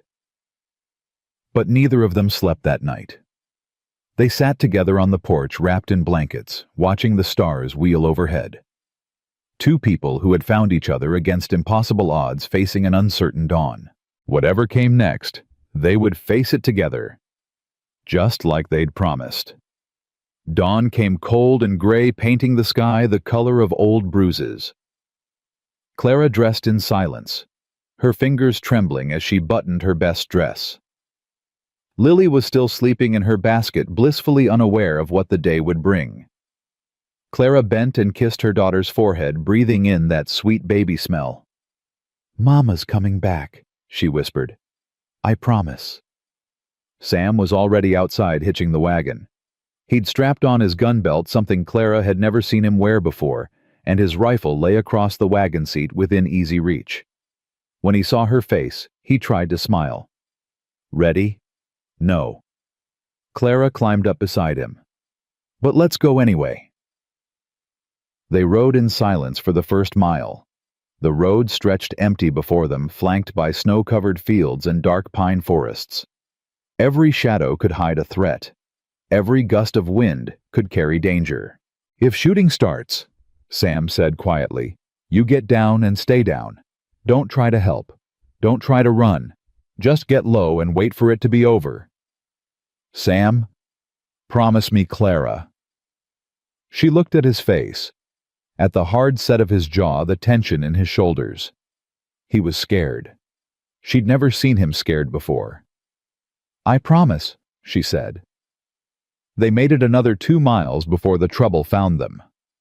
3 riders emerged from the tree line ahead, blocking the road. Clara recognized none of them strangers with hard faces and guns on their hips. Wade's hired men.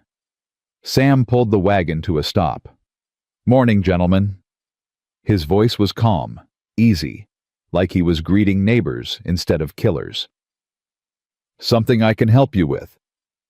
The lead rider, a tall man with a scar across his nose, nudged his horse forward.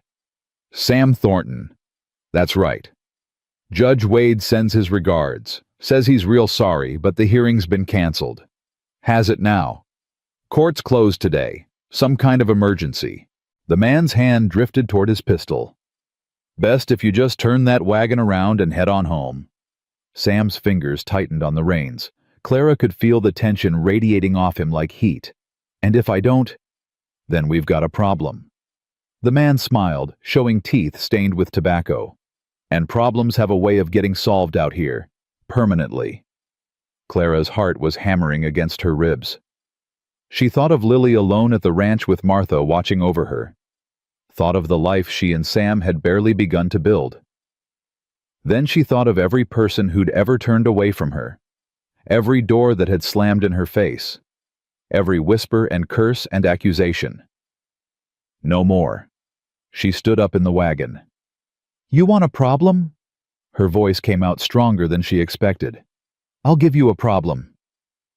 The riders stared at her. "My name is Clara Ashford.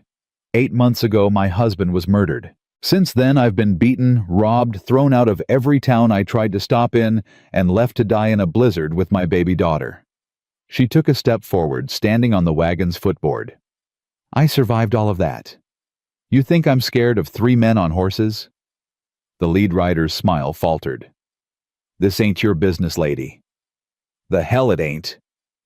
Clara's hands were shaking, but her voice held steady. "That man sitting beside me saved my life. He gave me and my daughter a home when no one else would, and now some snake in a fancy suit is trying to take everything from him because he's too much of a coward to fight fair. Lady, I'm not finished." Clara took another step right to the edge of the wagon. "You boys have a choice. You can ride away right now and nobody gets hurt. Or you can try to stop us, and I swear to God Almighty, I will make it my life's mission to see every single one of you hang." Silence. The wind whistled through the pines. Then from behind them came the sound of more hoofbeats. Clara whirled. Her heart stopped. A dozen riders were coming up the road. Martha Chen was in the lead, her gray hair streaming behind her. Eliza rode beside her, along with faces Clara recognized from church.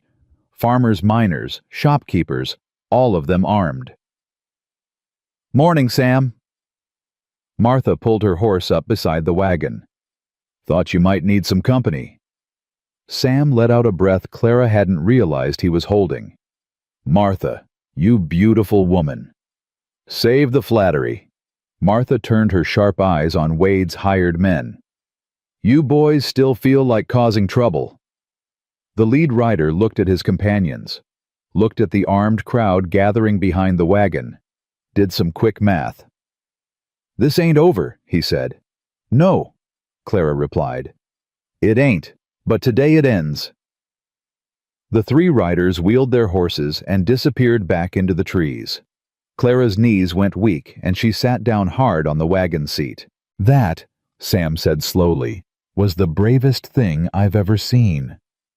That was the stupidest thing I've ever done."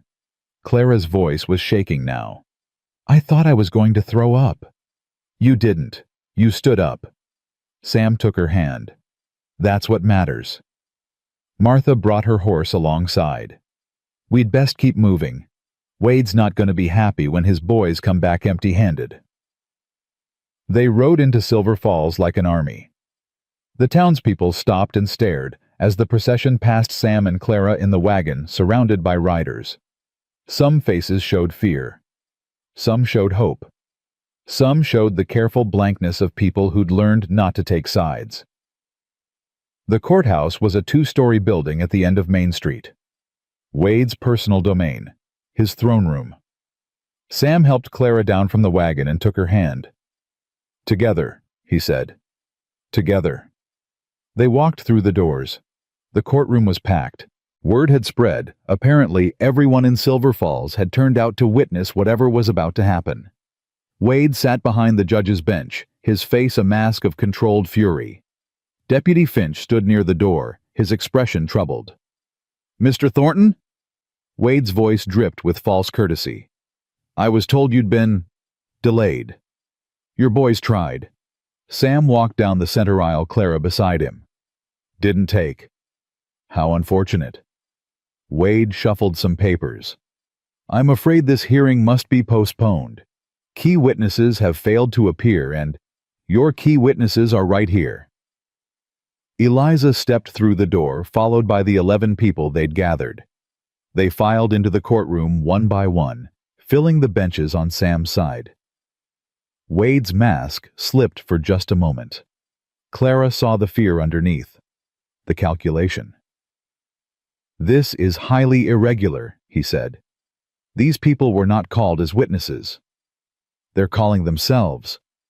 Clara stepped forward. "Your Honor, these citizens have testimony relevant to this case. Testimony about how you've used your position to steal land and destroy lives. They have a right to be heard." "You have no standing in this court, Mrs. Ashford." "I'm a citizen of this territory. I have every standing." Clara held his gaze. "Unless you're afraid of what they might say." A murmur rippled through the crowd. Wade's eyes narrowed. "Very well." He banged his gavel.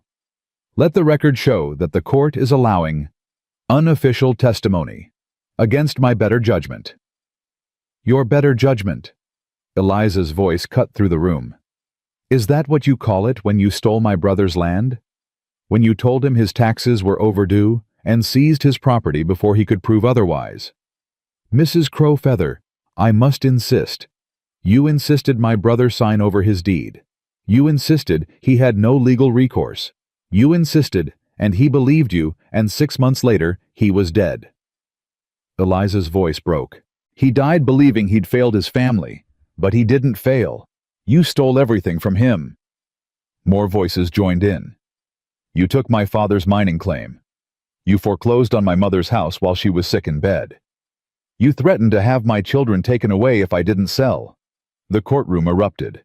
Story after story poured out, years of corruption and abuse finally given voice. Wade banged his gavel again and again, but no one was listening anymore. "Order," he shouted. "I will have order in this court. You'll have justice." Sam's voice cut through the chaos. "That's what you'll have." He pulled out the documents Clara had found. The original survey, the filing receipt, the proof that Wade's entire case was built on lies. "These papers prove my water rights claim is valid. Dated March 15, 1868. Signed and witnessed. Filed with the territorial office before anyone else." Sam laid them on the judge's bench. "Your case doesn't exist, Wade. It never did." Wade's face went white. That's not possible." "It's not only possible. It's fact." Clara stepped beside Sam. "And we've sent copies to the territorial governor in Helena, along with sworn statements from everyone in this room about your activities over the past 15 years. You can't—" "We already did." Martha Chen rose from her seat. "Messenger left before dawn. By now the governor knows everything. Your crimes, your thefts, your threats." She smiled grimly. "Your career is over, Cornelius. The only question is whether you'll face justice here or in Helena." For a long moment, Wade sat frozen. Clara watched the calculations happening behind his eyes, the weighing of options, the search for an escape. Then his hand moved toward the gun at his hip. "Don't."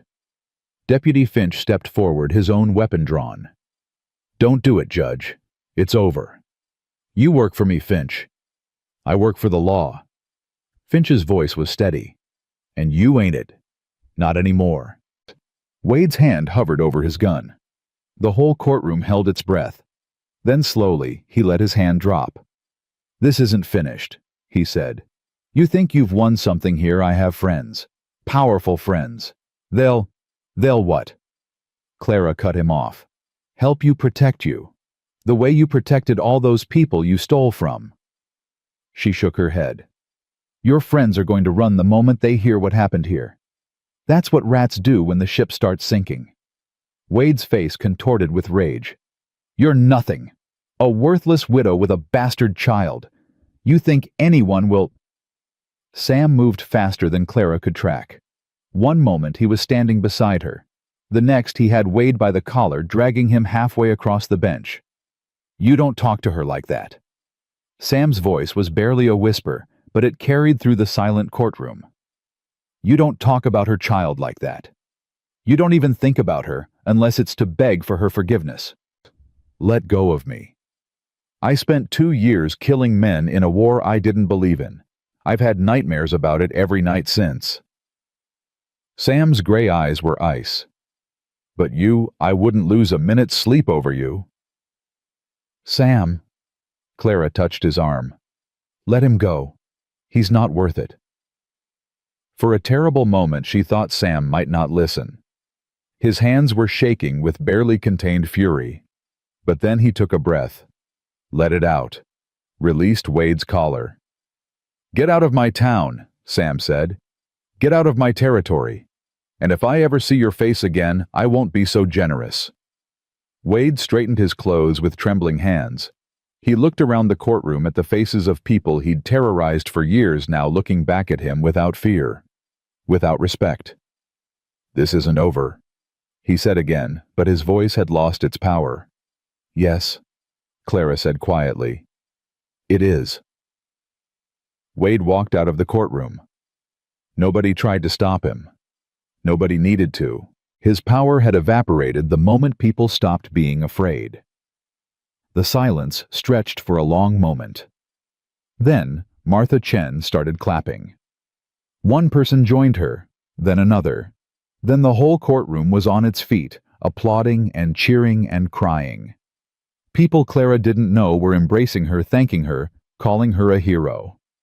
You did it, Sam said in her ear, his arm tight around her shoulders.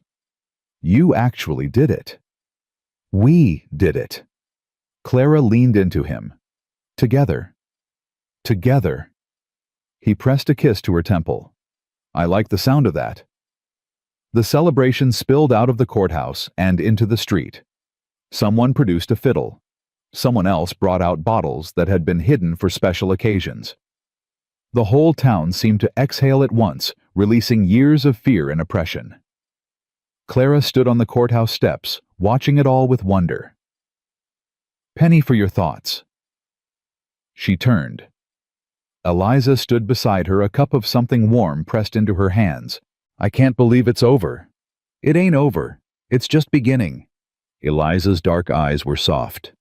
You've given these people something they didn't have before. Hope. That's worth more than gold out here. I didn't do anything special. I just told the truth. That's the most special thing there is. Eliza squeezed her arm. Margaret would have been proud to call you family. Clara's throat tightened. You think so? I know so. I knew that woman better than anyone except Sam. Eliza looked out at the celebrating crowd. She had the same fire in her, the same stubborn refusal to quit.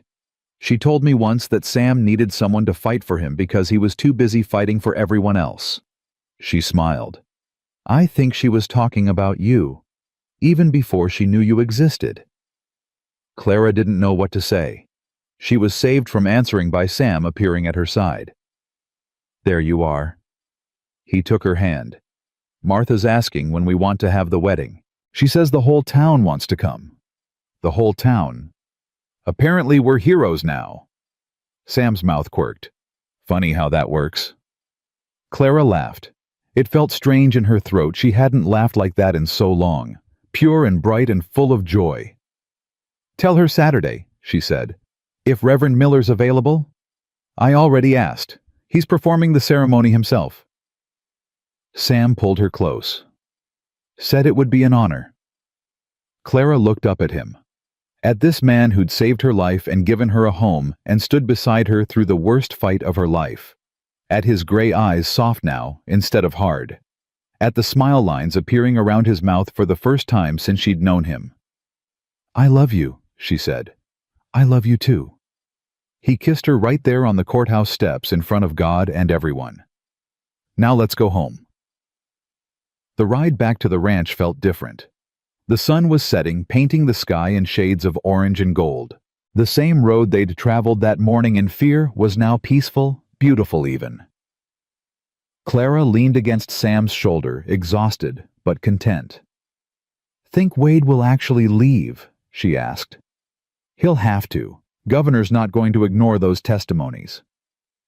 Sam's arm tightened around her. "Besides, he's got nothing left here. No power, no respect, no one willing to do his dirty work. What about his hired guns? They'll scatter. Men like that follow money, and Wade's money just dried up." Sam kissed the top of her head.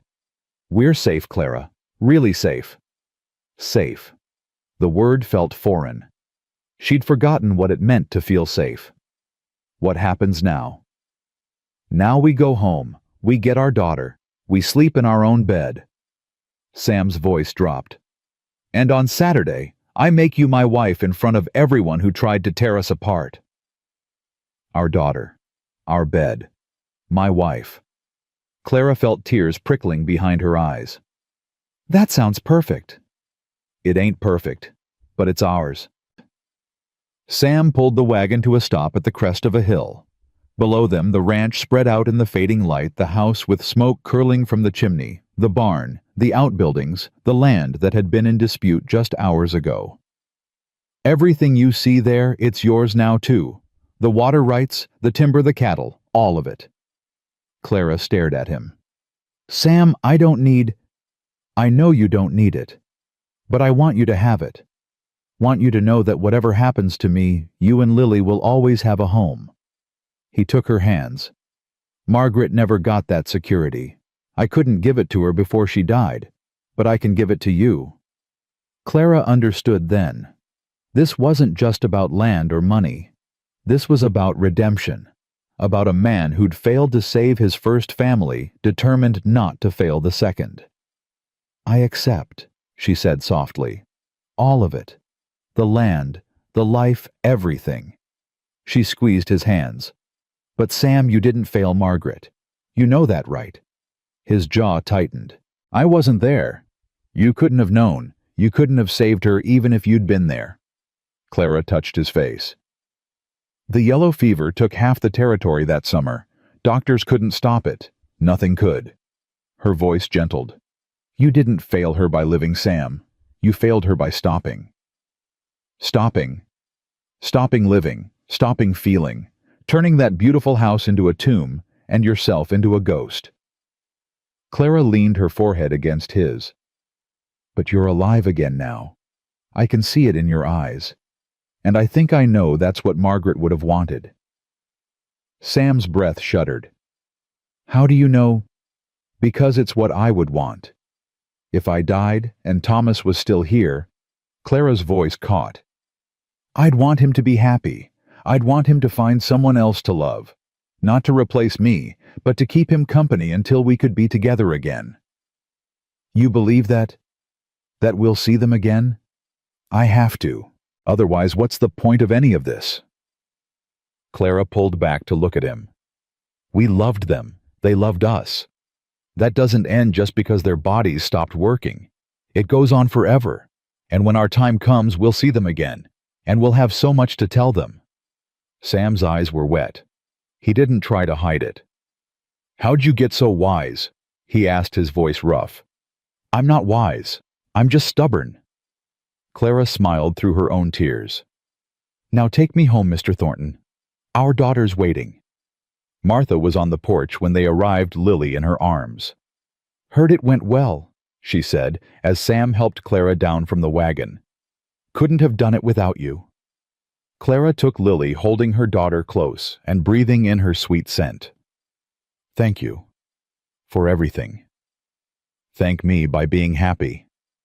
Martha looked between them, a rare softness in her expression. "Both of you. This territory could use more happy endings. We're working on it. Sam put his arm around Clara. Starting Saturday. I know. Whole town's talking about nothing else. Martha mounted her horse. I'll see you both at the church. Wear something nice, Sam. That old suit of yours has seen better days. She rode off, leaving them alone in the gathering darkness. Clara looked at Sam. Sam looked at Clara. Lily babbled happily between them. Welcome home, Sam said softly. Home. Clara smiled, the word no longer foreign. I like the sound of that. They walked inside together, Lily between them. The fire was burning low in the grate, but the house felt warm, alive, full of possibility instead of grief. Clara settled Lily in her basket and turned to find Sam watching her. What? Nothing, just... He shook his head. A month ago, I was alone in this house trying to work up the courage to keep breathing. Now I've got a family, a future, something to live for. Funny how life works, Clara said. Funny's one word for it. Sam crossed to her, pulled her into his arms. Miraculous might be better. I don't believe in miracles. Neither did I. He held her close. Then you fell out of the sky and landed at my crossroads. Clara laughed against his chest. I didn't fall out of the sky. I collapsed in the snow. Same thing from where I was sitting. Sam tilted her face up. You're my miracle, Clara Ashford. You and that baby. And I'm going to spend the rest of my life making sure you know it. He kissed her, then slow and sweet and full of promise. Clara kissed him back, her arms around his neck, her heart fuller than it had been in years. When they finally pulled apart, Sam rested his forehead against hers. Saturday can't come fast enough, he murmured. 3 more days. 3 days too many. Clara smiled and kissed him again. Then we'd better make them count. That night, for the first time since she'd arrived at Thornton Creek Ranch, Clara didn't hear Sam pacing in the main room, didn't hear the creak of Margaret's rocking chair as he sat vigil in the dark. Instead, she heard silence. Peace. And when she finally fell asleep, it was with a smile on her face and hope in her heart. Tomorrow would bring its own challenges. There would be preparations to make dresses, to find a community to rebuild. Wade might be gone, but the damage he'd done would take years to repair. But for now, just for now, everything was exactly as it should be. Clara Ashford had found her home, and she was never running again. The 3 days before the wedding passed in a blur of activity. Martha Chen took charge of the preparations like a general commanding troops. She organized the food, the flowers, the decorations. She recruited half the women in Silver Falls to help with cooking and cleaning. She even produced a wedding dress from somewhere white lace, with pearl buttons, slightly yellowed with age, but beautiful nonetheless. It was mine, she told Clara when she delivered it. 40 years ago. Figured it deserved another chance at happiness. Clara held the dress against her body, feeling the weight of history in the fabric. Martha, I can't. You can and you will. Martha's voice was gruff, but her eyes were soft. Consider it a gift, from one stubborn woman to another. The night before the wedding, Clara stood in front of the mirror in Margaret's old sewing room, her room now, and tried on the dress for the final time. It fit perfectly, as if it had been made for her. She turned slowly, watching the lace catch the lamplight. You look beautiful. She turned. Sam stood in the doorway, his eyes wide. You're not supposed to see me before the wedding. It's bad luck. I think we've had enough bad luck for one lifetime. Sam crossed the room slowly, his gaze never leaving her. Clara, I don't have words. Then don't use them. She kissed him, and for a long moment, nothing else existed. Just the two of them, standing in a room that had once belonged to another woman, preparing to start a new chapter together. I keep thinking about Margaret, Clara admitted when they finally pulled apart. About whether she'd approve. She'd approve. Sam's voice was certain. She'd probably tell me I took too long. How do you know? Because I know her. Sam touched Clara's face. She wasn't the jealous type. Never was. When she loved someone, she wanted them happy, even if that happiness came from somewhere else. He paused. She told me once near the end that she didn't want me to be alone. Made me promise I'd find someone else to love. And did you promise? I did. But I didn't believe I'd ever keep it. Sam's eyes were wet. Then I found you at that crossroads, half frozen and still fighting. And I just knew she'd sent you to me. Clara felt tears sliding down her cheeks. I think Thomas did the same thing. Sent me here. Made sure I didn't give up. Then they're both watching tomorrow, making sure we get it right. Sam kissed her forehead. Get some sleep, Clara. Tomorrow's gonna be a long day. The best kind of long day. Yeah. He smiled. The best kind. Morning came bright and clear, the sun burning off the winter clouds and flooding the world with golden light. Clara woke to find Lily already babbling in her basket, reaching chubby hands toward the window. Today's the day, little one. Clara lifted her daughter, pressing kisses to her soft cheeks. Today, you get a real family. Martha arrived within the hour, followed by Eliza and half a dozen other women Clara had come to know over the past weeks. They descended on her like a flock of determined birds, fussing with her hair and adjusting her dress and offering advice she didn't ask for, but somehow needed. Don't cry during the vows, one woman warned. Your face'll get all blotchy. Cry if you need to, another countered. Men like it when we cry. Makes them feel important. Don't listen to either of them, Eliza said, brushing Clara's hair with long, even strokes. Just be yourself. That's what Sam fell in love with. Clara met Eliza's eyes in the mirror. I'm nervous. Good. Means you care. Eliza set down the brush. I was nervous when I married my husband, 42 years ago now. He's been gone 10 years, but I still remember how my hands shook when I said the vows.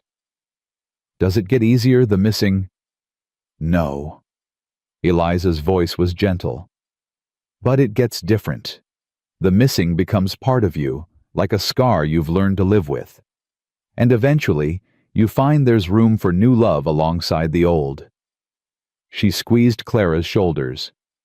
You're not betraying Thomas by loving Sam. You're honoring him, showing him that what he gave you the ability to love didn't die when he did.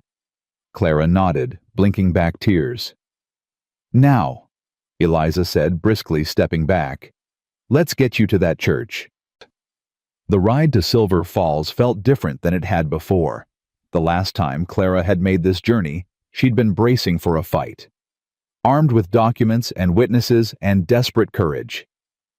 Now she sat in the wagon in her borrowed wedding dress, watching the familiar landscape pass with something like wonder.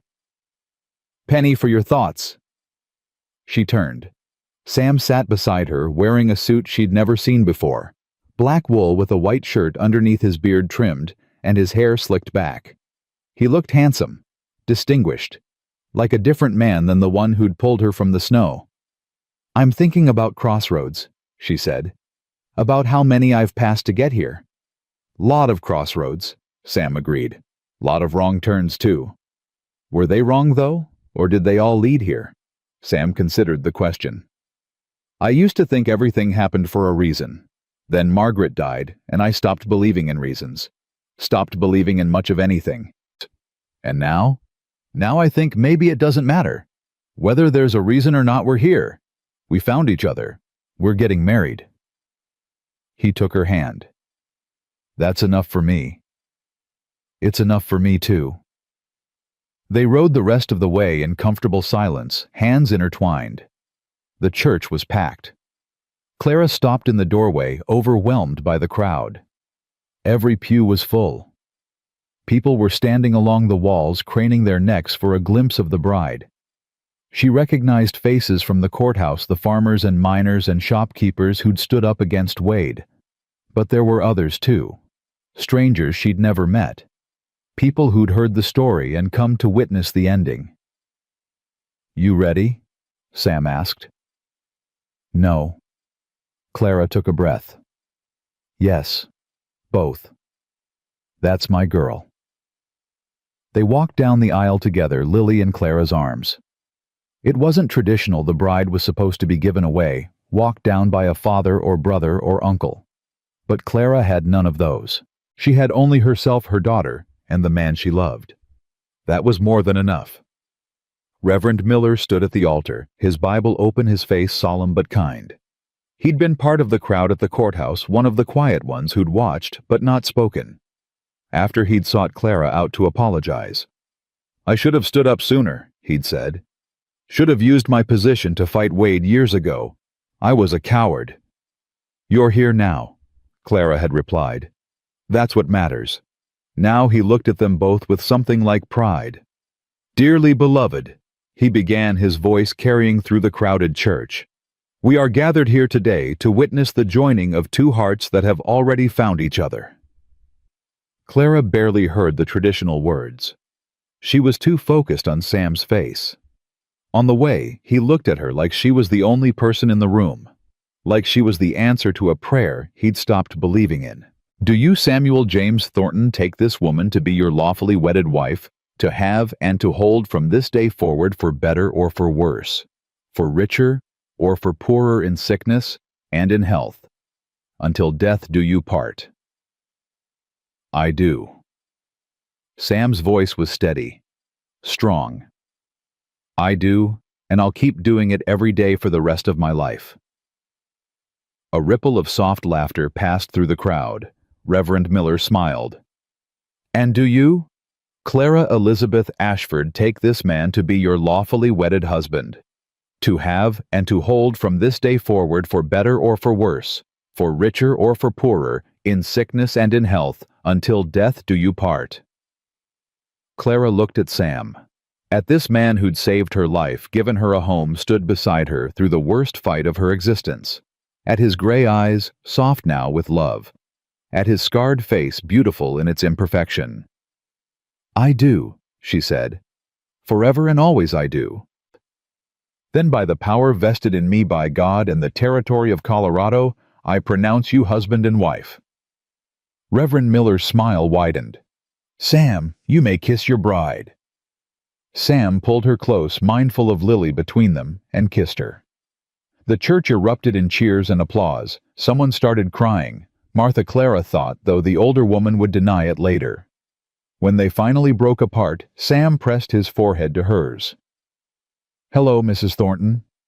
Clara laughed, the sound bright and free. "Hello, Mr. Thornton."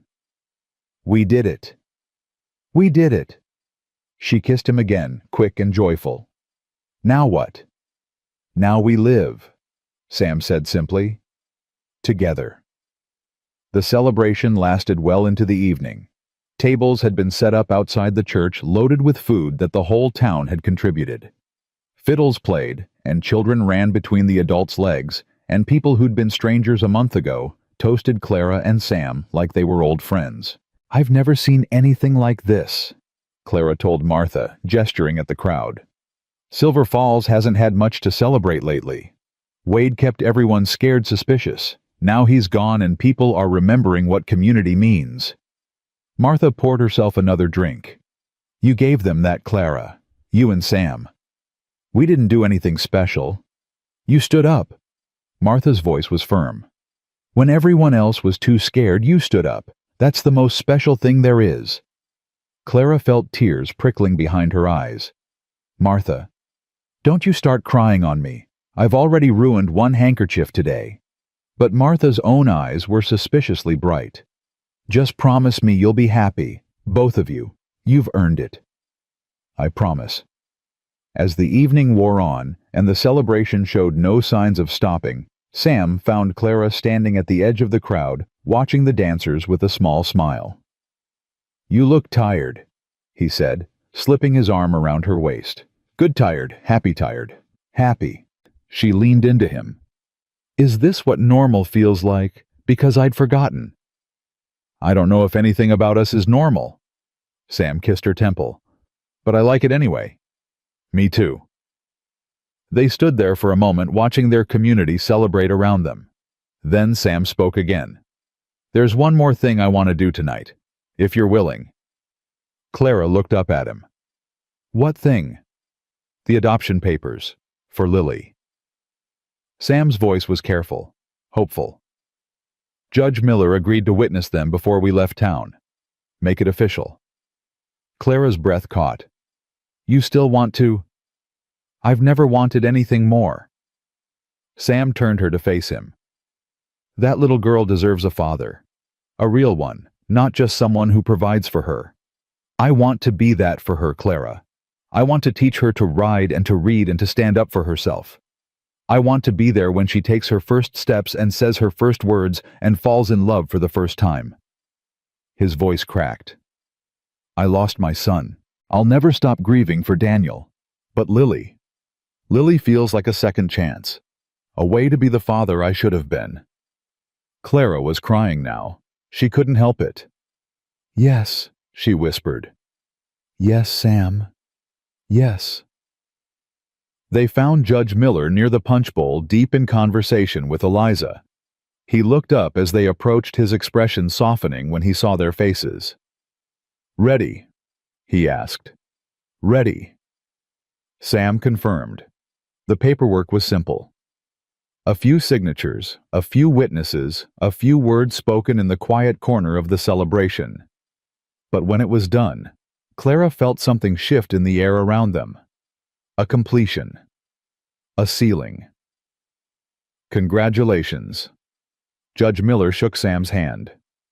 You've got yourself a daughter now. I've got myself a family. Sam looked at Clara, then at Lily sleeping peacefully in her mother's arms. A whole complete family. They rode home in the moonlight, the wagon creaking beneath them, the night air cold but clean. Clara held Lily close, watching the familiar road unfold before them. Sam. Yeah. Thank you. He glanced at her. For what? For stopping at that crossroads. For not leaving me there. Clara's voice was thick with emotion. For seeing something in me worth saving. I didn't save you, Clara. Sam reached over and took her hand. You saved yourself. All I did was give you a place to land. That's everything. That's love. He squeezed her fingers. That's what love does. Gives people a place to land. They rode the rest of the way in silence, but it wasn't the silence of strangers or even the comfortable silence of friends. It was the silence of two people who had said everything that needed saying and were content to simply be. The ranch appeared through the darkness, like a beacon lights burning in the windows where someone Martha probably had kept the fires going. Home, Clara thought. My home. Sam helped her down from the wagon and took Lily from her arms. Let me, he said when she reached for the baby. I want to carry my daughter into her house.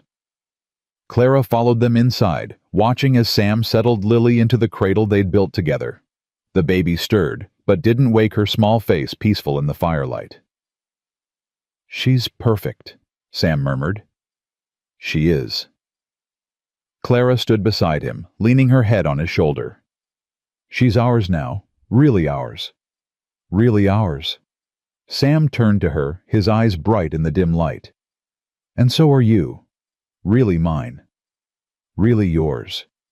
He kissed her, then slow and deep and full of promise.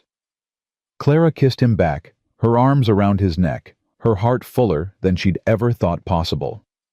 They had survived. Both of them against impossible odds. They had found each other in the wreckage of their lives and built something new from the broken pieces. And now, finally, they were home. 1 year later, spring came early to Thornton Creek Ranch. Clara stood on the porch watching the world transform around her. The snow had melted weeks ago, replaced by wildflowers that carpeted the meadows in shades of purple and gold. The creek ran high with snowmelt singing its way through the valley. Everything felt alive, renewed, full of possibility. Mama, look! She turned. Lily, no longer a baby, but a toddler now, all wild curls and bright eyes, came running around the corner of the house. She held something in her chubby fist, thrusting it toward Clara with obvious pride. Flower. Pretty flower. Clara knelt down, accepting the crushed dandelion with appropriate reverence. "It's beautiful, sweetheart. Did you pick it yourself?" Papa helped. Sam appeared behind their daughter, looking sheepish. She insisted, pulled up half the garden before I could stop her. "It's just a garden. It'll grow back." Clara scooped Lily up, settling her on one hip. "Besides, it's a very pretty flower." "The prettiest," Lily agreed solemnly. Clara laughed. A year ago she'd forgotten how to laugh. Now she did it every day, sometimes for no reason at all. The sound still surprised her sometimes, that bright, free sound that came from somewhere deep inside.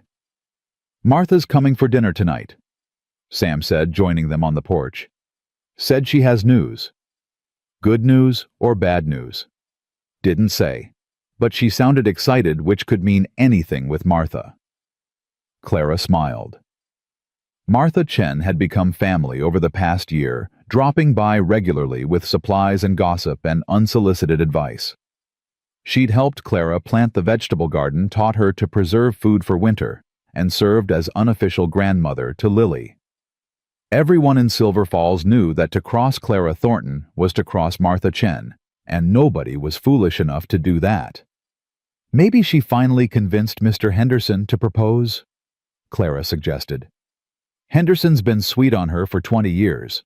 If he hasn't proposed by now—" "Never say never." Clara leaned into Sam's side, feeling his arm come around her automatically. "Stranger things have happened." "Yeah." Sam's voice was soft. "They have." They stood there in comfortable silence, watching Lily toddle off to investigate a butterfly. The world stretched out before them, the ranch, the valley, the mountains in the distance. All of it theirs, all of it home. "I've been thinking," Sam said after a while. "Dangerous activity." He smiled, but his eyes were serious. "About the north pasture, the one that overlooks the creek." "What about it?" "It's good land, flat, well watered. I was thinking we might build something there." Clara's heart skipped. "Build what?" "A house. A second house." Sam turned to face her. "For the family." Clara stared at him. "Sam, we have a house." "We have my house. Margaret's house." He took her hands. "I want to build our house, yours and mine. A place that's just ours from the ground up. No ghosts, no memories that aren't our own." Clara felt tears pricking her eyes. "You don't have to." "I know I don't have to. I want to." Sam squeezed her hands. "Margaret will always be part of this ranch. Part of me. But you deserve something that belongs to just us. To our family." Clara thought about the house behind them. About Margaret's shawl still hanging by the door. Clara hadn't had the heart to move it, and the china plates on the shelf and the rocking chair by the fire. She'd grown to love that house, ghosts and all. But Sam was right. It would never fully be hers. Not the way a new house could be. "Okay," she said softly. "Okay. Okay. Let's build a house." She smiled through her tears. "But I want a big kitchen, and windows everywhere, and a room for Lily that faces the sunrise." "Done." Sam pulled her close. "Anything else?" "A porch. A big one, where we can sit and watch our grandchildren play someday." "Grandchildren." Sam's voice was rough with emotion. "I like the sound of that." "So do I." He kissed her there on the porch of his first home, with their daughter playing in the yard and the spring sun warming their faces. Clara kissed him back, her arms around his neck, her heart so full it hurt. A year ago she'd been dying in the snow. Lost. Alone. Convinced that the world had nothing left to offer her but pain. Now she had everything. A home. A family. A future. And she'd never let go of any of it. Martha arrived at sunset, her wagon laden with more food than 3 people could eat in a week. "I may have over-prepared," she admitted, handing down baskets to Sam. "You always over-prepare." Clara hugged the older woman warmly. "It's one of your best qualities." But Martha was smiling. "Where's my granddaughter?" "Inside terrorizing the cat." "Good. Cats need terrorizing. Martha headed for the house with purpose in her stride. Don't wait dinner on my account. I need to see that baby. Clara and Sam exchanged amused glances. She's not even her real grandmother, Sam muttered. She's the grandmother Lily has. That makes her real enough.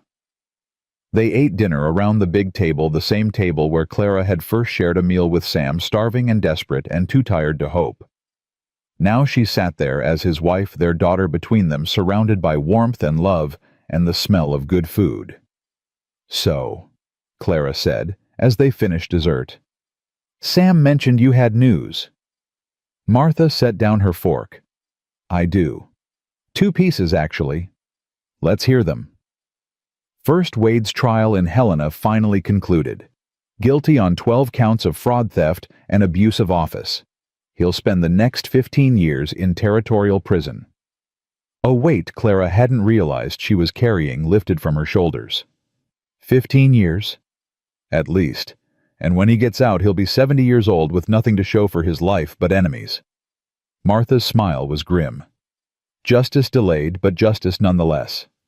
And the second piece of news? Martha's expression changed, softened. Eleanor Ashford died. Clara froze. What? 3 weeks ago. Consumption.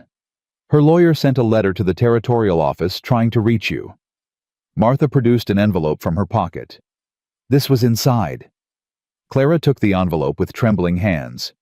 She recognized the handwriting immediately, not Eleanor's sharp, precise script, but something older, softer.